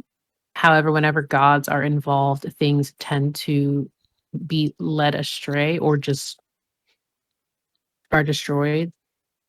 I feel like the fact that Guizhong had so much hope, and then she even had that dumbbell that had her wisdom and the goddess of flowers having her wisdom, yet Zhongli never completely learned what she knew. Yet King Deshret did. So I just need more I need more information about her, to be completely honest. Me too. I also want to learn more about Nameless Bard on the similar line. Like, Zhongli is like the Archon that I'm pretty sure I know the least about. Like, He's a very multifaceted and very layered character. So it's one of those things where you just have to like just like everyone, just like refresh, it's a lot. So Genshin lore is a lot. Never beat yourself up over not knowing a lot or being confused with purposefully vague descriptions and uh timeline shenanigans and lore discrepancies. Like there's so much. So, Yeah, the fun part about it is to speculate, to build on top of other like ideas, to discuss and network. That's the fun part about Genshin lore. I think that's where absolutely. um so much of the history and connections can be made within the community is by working together and doing our best to just not only uplift but just to have fun trying to understand what's going on. Especially now, like with 3.3's Archon Quest, that like we know that like fairy tales and stuff, like or like even like historical documents with misinformation, like they are still valid in their own way. There's still something you can take from them. And it's really interesting, like seeing that reflected in an Archon quest. I just feel like it gives life to the many different narrative devices Hoyoverse has used in like all the documents that they've created, like the lore documents and stuff. Like it's not only the things that have an objective like God voice, like omnipresent, omniscient voice, that tells us what happens that we can trust. We can also dive into the symbolism in like books that are meant to be fantasies within the world of Tevat, like Varus Melancholy. That's the one I always mention. But I just think that aspect of Genshin's lore is so interesting. I love how they incorporate like imagination in its world building and creativity and all of that, and like they ground it in reality. While also giving reality substance, because, like for example, Skarmish was not able to actually change the fates of others. So reality is not easily changed. But yeah. Very, very, very, very interesting things coming out recently in the lore. Like, I really love this Archon quest. If you can't tell, I keep mentioning it. Yeah, it's gotta be the best one so far. However, took all of the previous mistakes from the last one and learned from them to create this new Archon quest. It's long, it's more dragged out than the others, but it definitely delivers. And speaking about working together and using your imagination, we are now starting a Q&A, and that stands for question and answer. So, what the audience you can do is ping at Avery with your questions, and they will be directly delivered to your content creators right here, also known as guests, because you probably have to call them guests anyway. So ping Avery for your questions to these two creators, or DM them for the questions. I'll be just chillaxing here. You can also ask me a question, honestly. How's your day going? It's been very fun. Talk to everyone about lore. It's been good. Honestly, I've mostly just been at home, Hello. just like I hope chilling, microphone is not as bad as ever. preparing for like all of these. What? Okay. Alright. For the question for the Q&A, no singing requests, please. We're not Okay. gonna be doing singing requests. Look, I still have a bit of a sore throat, okay? I mostly won't be able to sing, sadly. So if you have any lore-related questions, you can go ahead and ask right now. Yeah.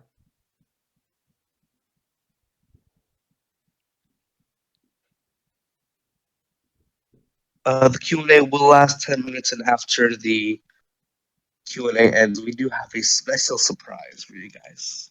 Okay. Thoughts on Darian?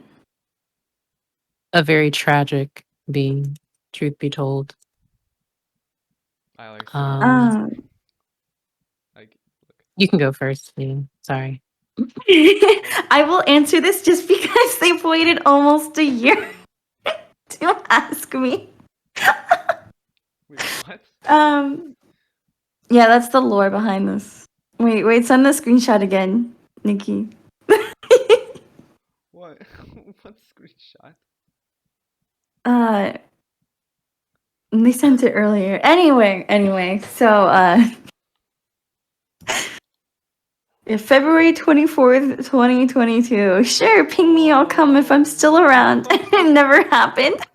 Oh, what the hell? So, yeah, Darian. Honestly, I didn't prepare too heavily in advance to talk about Durian, but there are just some things that like are ingrained in my mind. I think Durian's, it goes without saying, Durian's like consciousness, will, ambitions, however you want to label it, is still like alive and well. Like, the heart in Wormrest Cavern is still beating. It's, it's pumping blood into the ley lines. Like, because if you consider like every region has its like own like ley line network, I guess, and that's why there's different like phenomenon that happen like in different places. Like for example, Inazuma has the sacred sakura, but the sacred sakura doesn't exactly extend to like Liyue or Mondstadt. And Dragonspine has the Frostbearing Tree.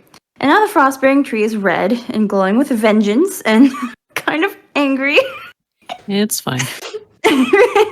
Became You sentient. can give it some therapy sessions, and I'm sure it'll calm down.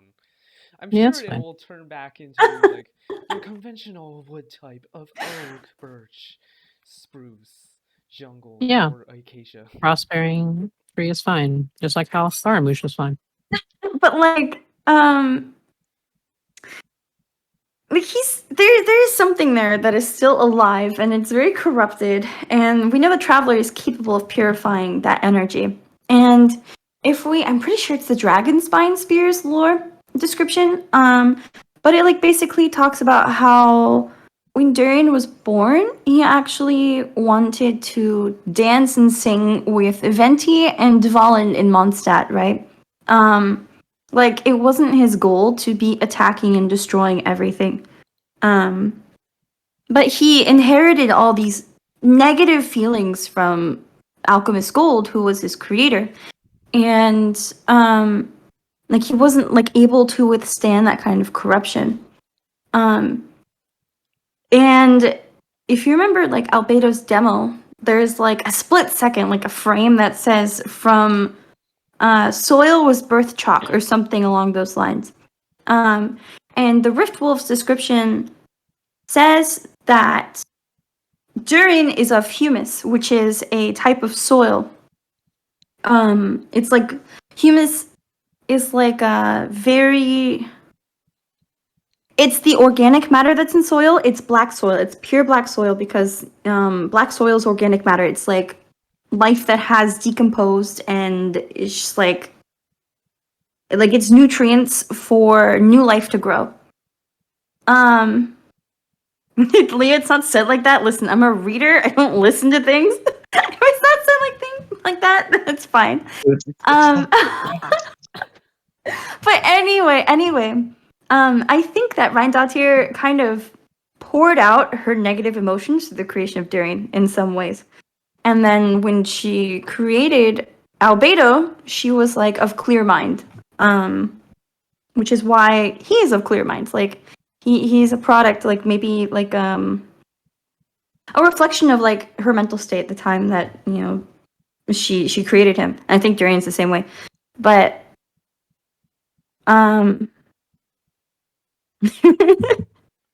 basically Durian did not want to be the bad guy, and I think it's possible that later on the traveler might go back and purify what is left of Durian's energy and remains, and maybe there will be something there having to do with confronting Durian's like consciousness or something.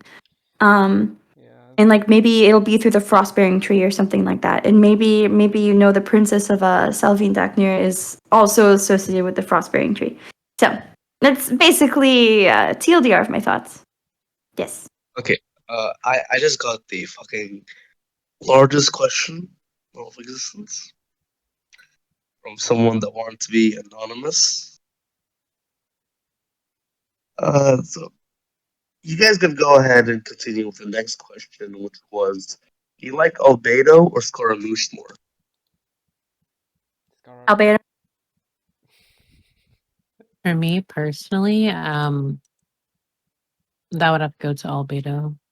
Not necessarily that I am disinterested in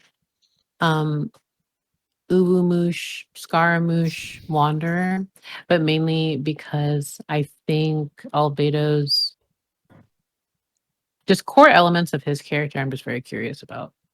Like I just find myself, especially after his rerun, I just really gravitated towards his character more. So that's just me.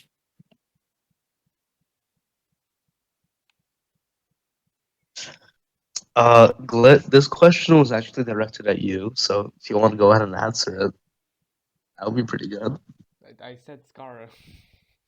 Oh, you did. Okay. All right. The next question on a very long list is Farazan 50 years old? This one was already answered. You guys can go ahead and explain it. Should I just answer it? Or okay.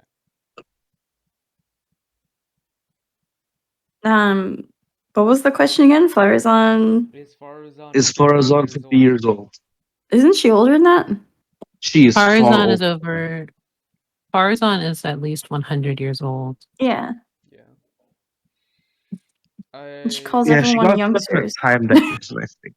She was trapped in this like puzzle, and like the puzzle sort of like stopped her aging. She was trapped in there for 100 years trying to solve it, I think. It wasn't really a puzzle that stopped her aging. It was more so a puzzle that was outside of time as we know it, like Mikado's realm of consciousness.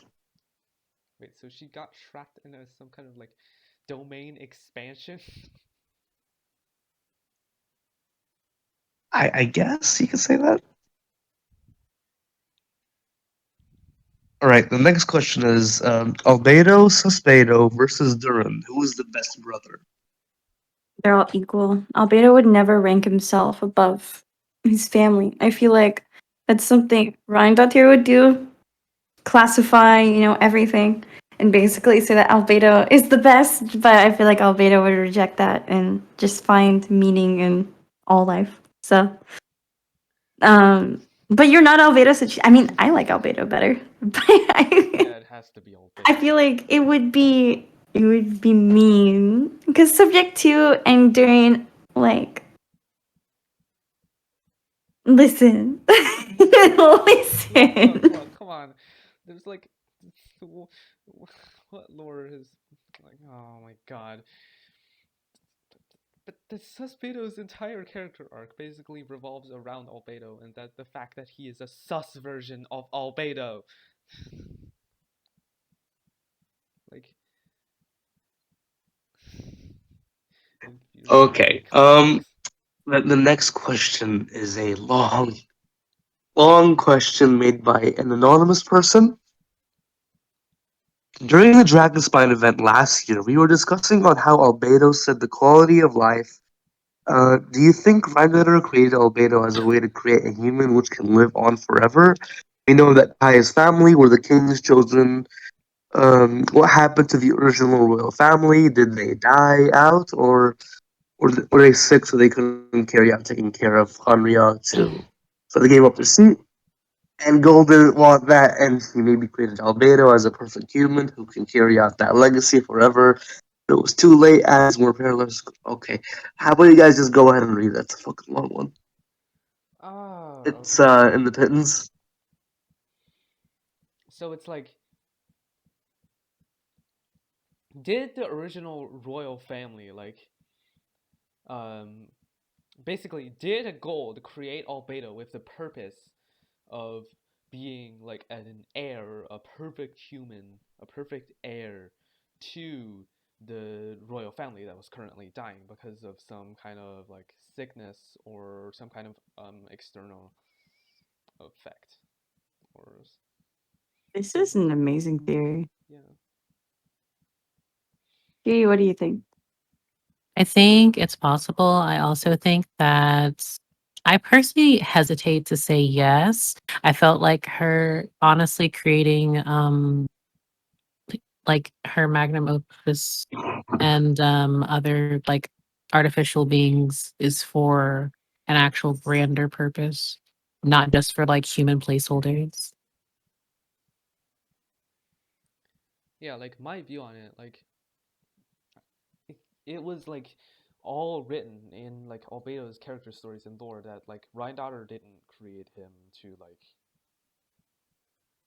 like be an heir as a replacement. It was never mentioned first of all in Albedo's character story, and like during his character story, all Ryandotter is mostly just teaching him, and like from what I read, basically like they basically go by as a normal teacher and student, or like creator and subject, until they find. Wait, let me reread this for a sec.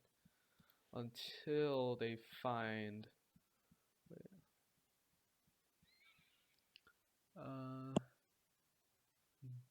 the heart of Naburius. The Heart of Nabarius. Yeah, You know, interesting how yeah. you know, Gnosis in And Chinese and in Japanese is Heart of God. So Nabarius is one of the names in the, oh my god, I'm definitely not going to pronounce that right. But the list of demon names. Pretty sure, if I remember right. and because of You that, mean the Ars Veda? yeah.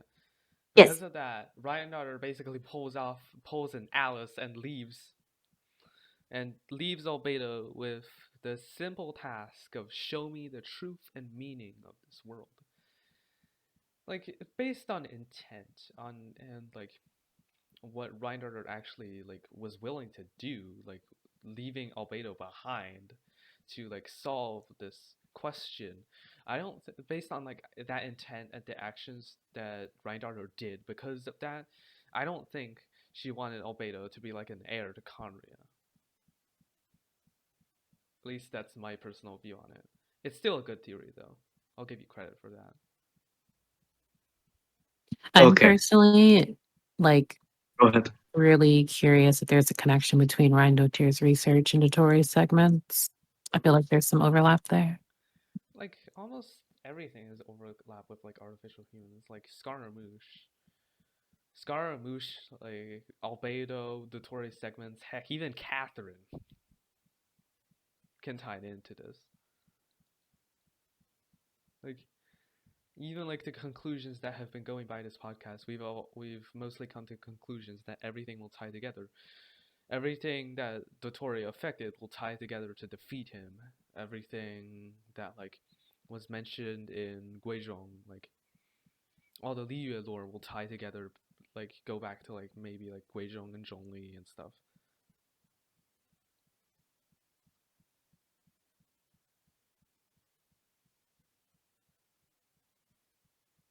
Silence.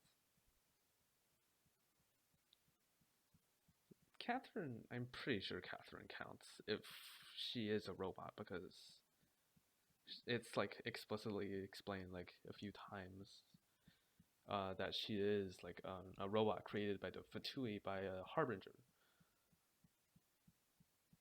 But like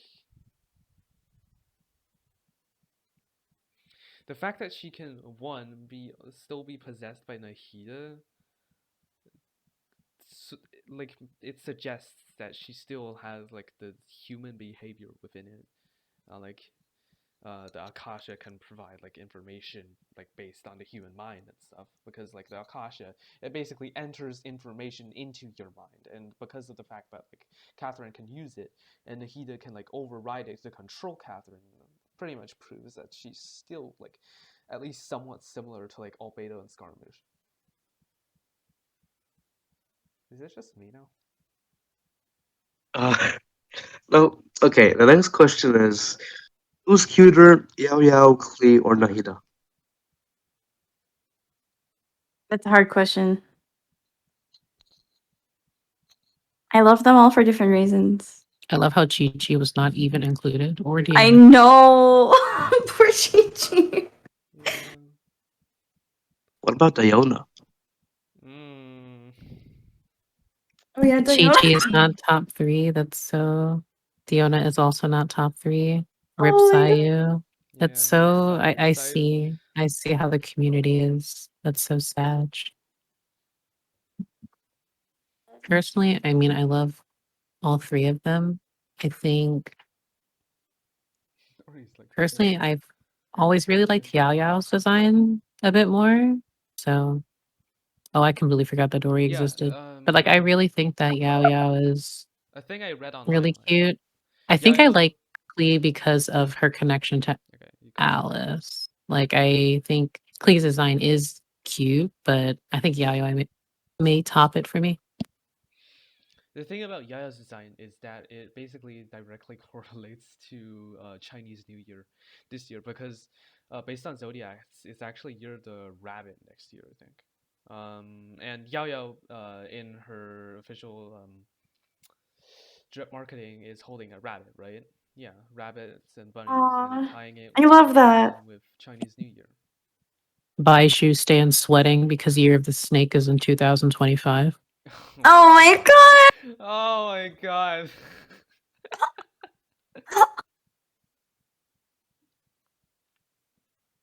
That's a curse. If I've ever heard one, that's a curse. I mean, if Baishu stands have Well, to at wait to least 2025, I mean, I'm a 2025 is Dainsleif probably stan, gonna so I have choose Naya, 2030. so like that basically confirms that Baiju, Baiju is directly connected to the Fatui. Maybe. I, I can't confirm for sure, but maybe, just maybe. Unless they forgot. All right, It's let's Leah's see. pick. In terms of pure cuteness factor, I think it's between Nahida or Klee for me. I can't really decide because they're cute for different reasons. I think as a character, I like Nahida more. But like, I don't know, Klee is really cute because she doesn't know anything. She's like, she has like a really strong intuition, but she's still like so young and youthful and just blows everything up. And it's just like, I don't know. Klee gives Just a kid. Klee gives like Nintendo vibes, like just the simple Nintendo. Yeah. Yeah. Like Animal Crossing and stuff. Simplicity. But I like Nahida more as like a character, but I Come think on. Klee's. Yes, absolutely. I agree Nintendo there. as in the good the good memories, like Coconut Mall, Animal Crossing. Come on. You can't say you haven't had at least one good memory with Mario Kart. All right. We have one more question and then one last thing before we end off the podcast. The last question is Ryan daughter or Ryan dot tier? Well, it's an Icelandic word. It means daughter of Rhine. So I'm not Makes the Icelandic. question. Yeah, I'm not Icelandic, so I could not say. But when I hear Ryan Dotir, I'm like, ooh, who is Ryan? Question mark.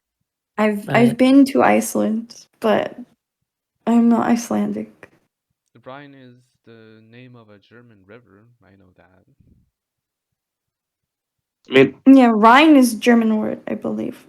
Dottir is Icelandic. Yeah. I've watched the original plays, and if I remember correctly, it was called Ryan dot tier. I could be wrong. Anyways, that was the last question for today's Q&A session, which was our first in around, I believe, 5 podcasts. So that's nice. Hey. Next, I'm gonna leave the stage, and our guests have something special in store for you guys. Wait, what? I, Oh my god.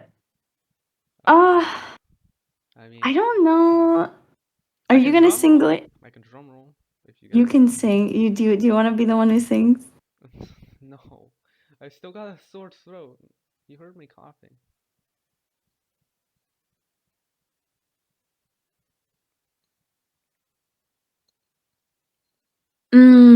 I would sing, but I don't think I can right at this moment, unfortunately. I really want to, but I know. Hmm. Anticlimactic. I said I have a sore throat. It's Glit's turn. Make Kiryu read a book. Kiryu ASMR. Yeah, let's go. You want me to read like a passage from an archive text or something? Like maybe a short amount? Kiryu, read us the. Oh my God. Bible. That's fitting. I was reading the Bible when Al Haytham was strip marketed, so Oh my God. I think everyone was. Fine, I'll sing something. What do you guys want Yes. me to sing?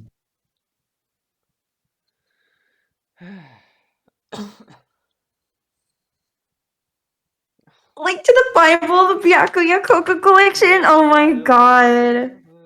wait, so what Okay. is there actually like something like an excerpt or passage someone would like for me to read, Especially or Nights and the Day of Song. I'll sing Twinkle, Twinkle, Little Star. How I like wonder I what could you read I could read I the forgot the rest of the lyrics, so please don't kill me. I don't remember lyrics well, especially since I've been listening to Kickback for like 2 months now, and the lyrics are Japanese, so I like my English has fallen a little bit. Okay, if you want Kiryu to read something, you guys have to pick what they should read.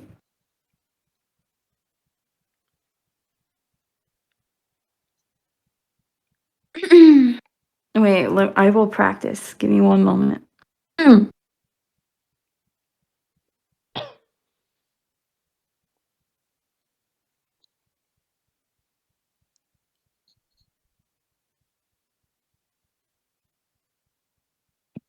I'm not Alright. sure if anyone has actually has something for me to read, or Do you guys want to pick while I sing? I'll sing something. Short. Okay. Okay. I'm gonna sing.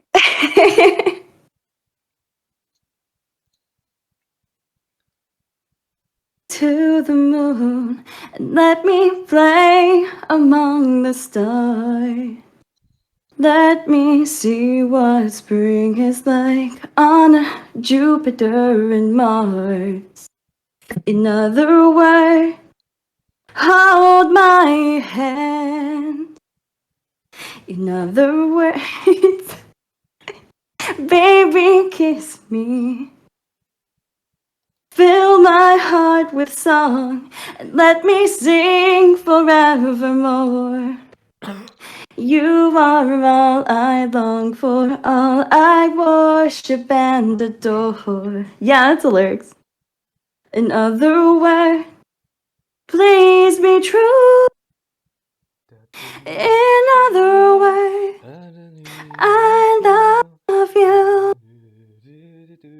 See on Discord so hard, I feel like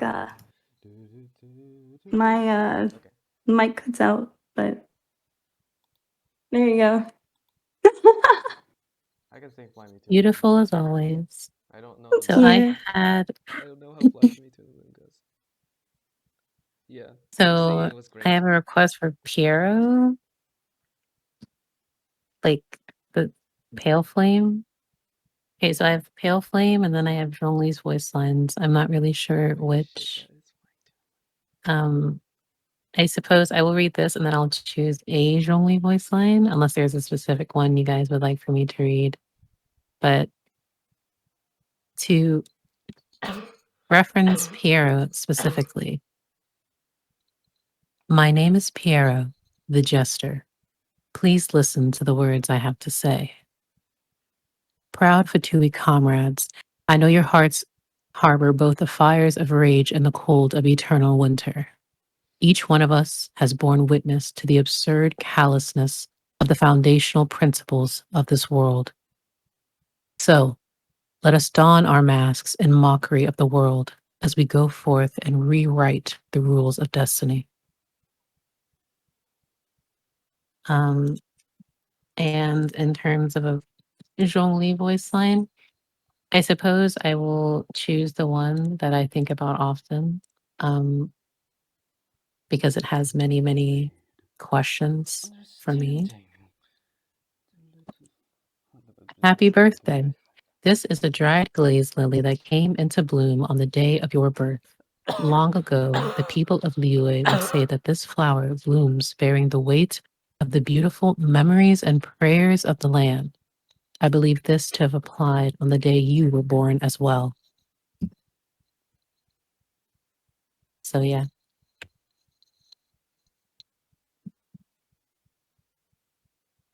His voice is so calming. My voice is super gross. People believe. No.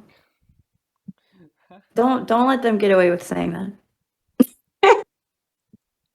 Kiryu sounds like English Shao. Oh my goodness.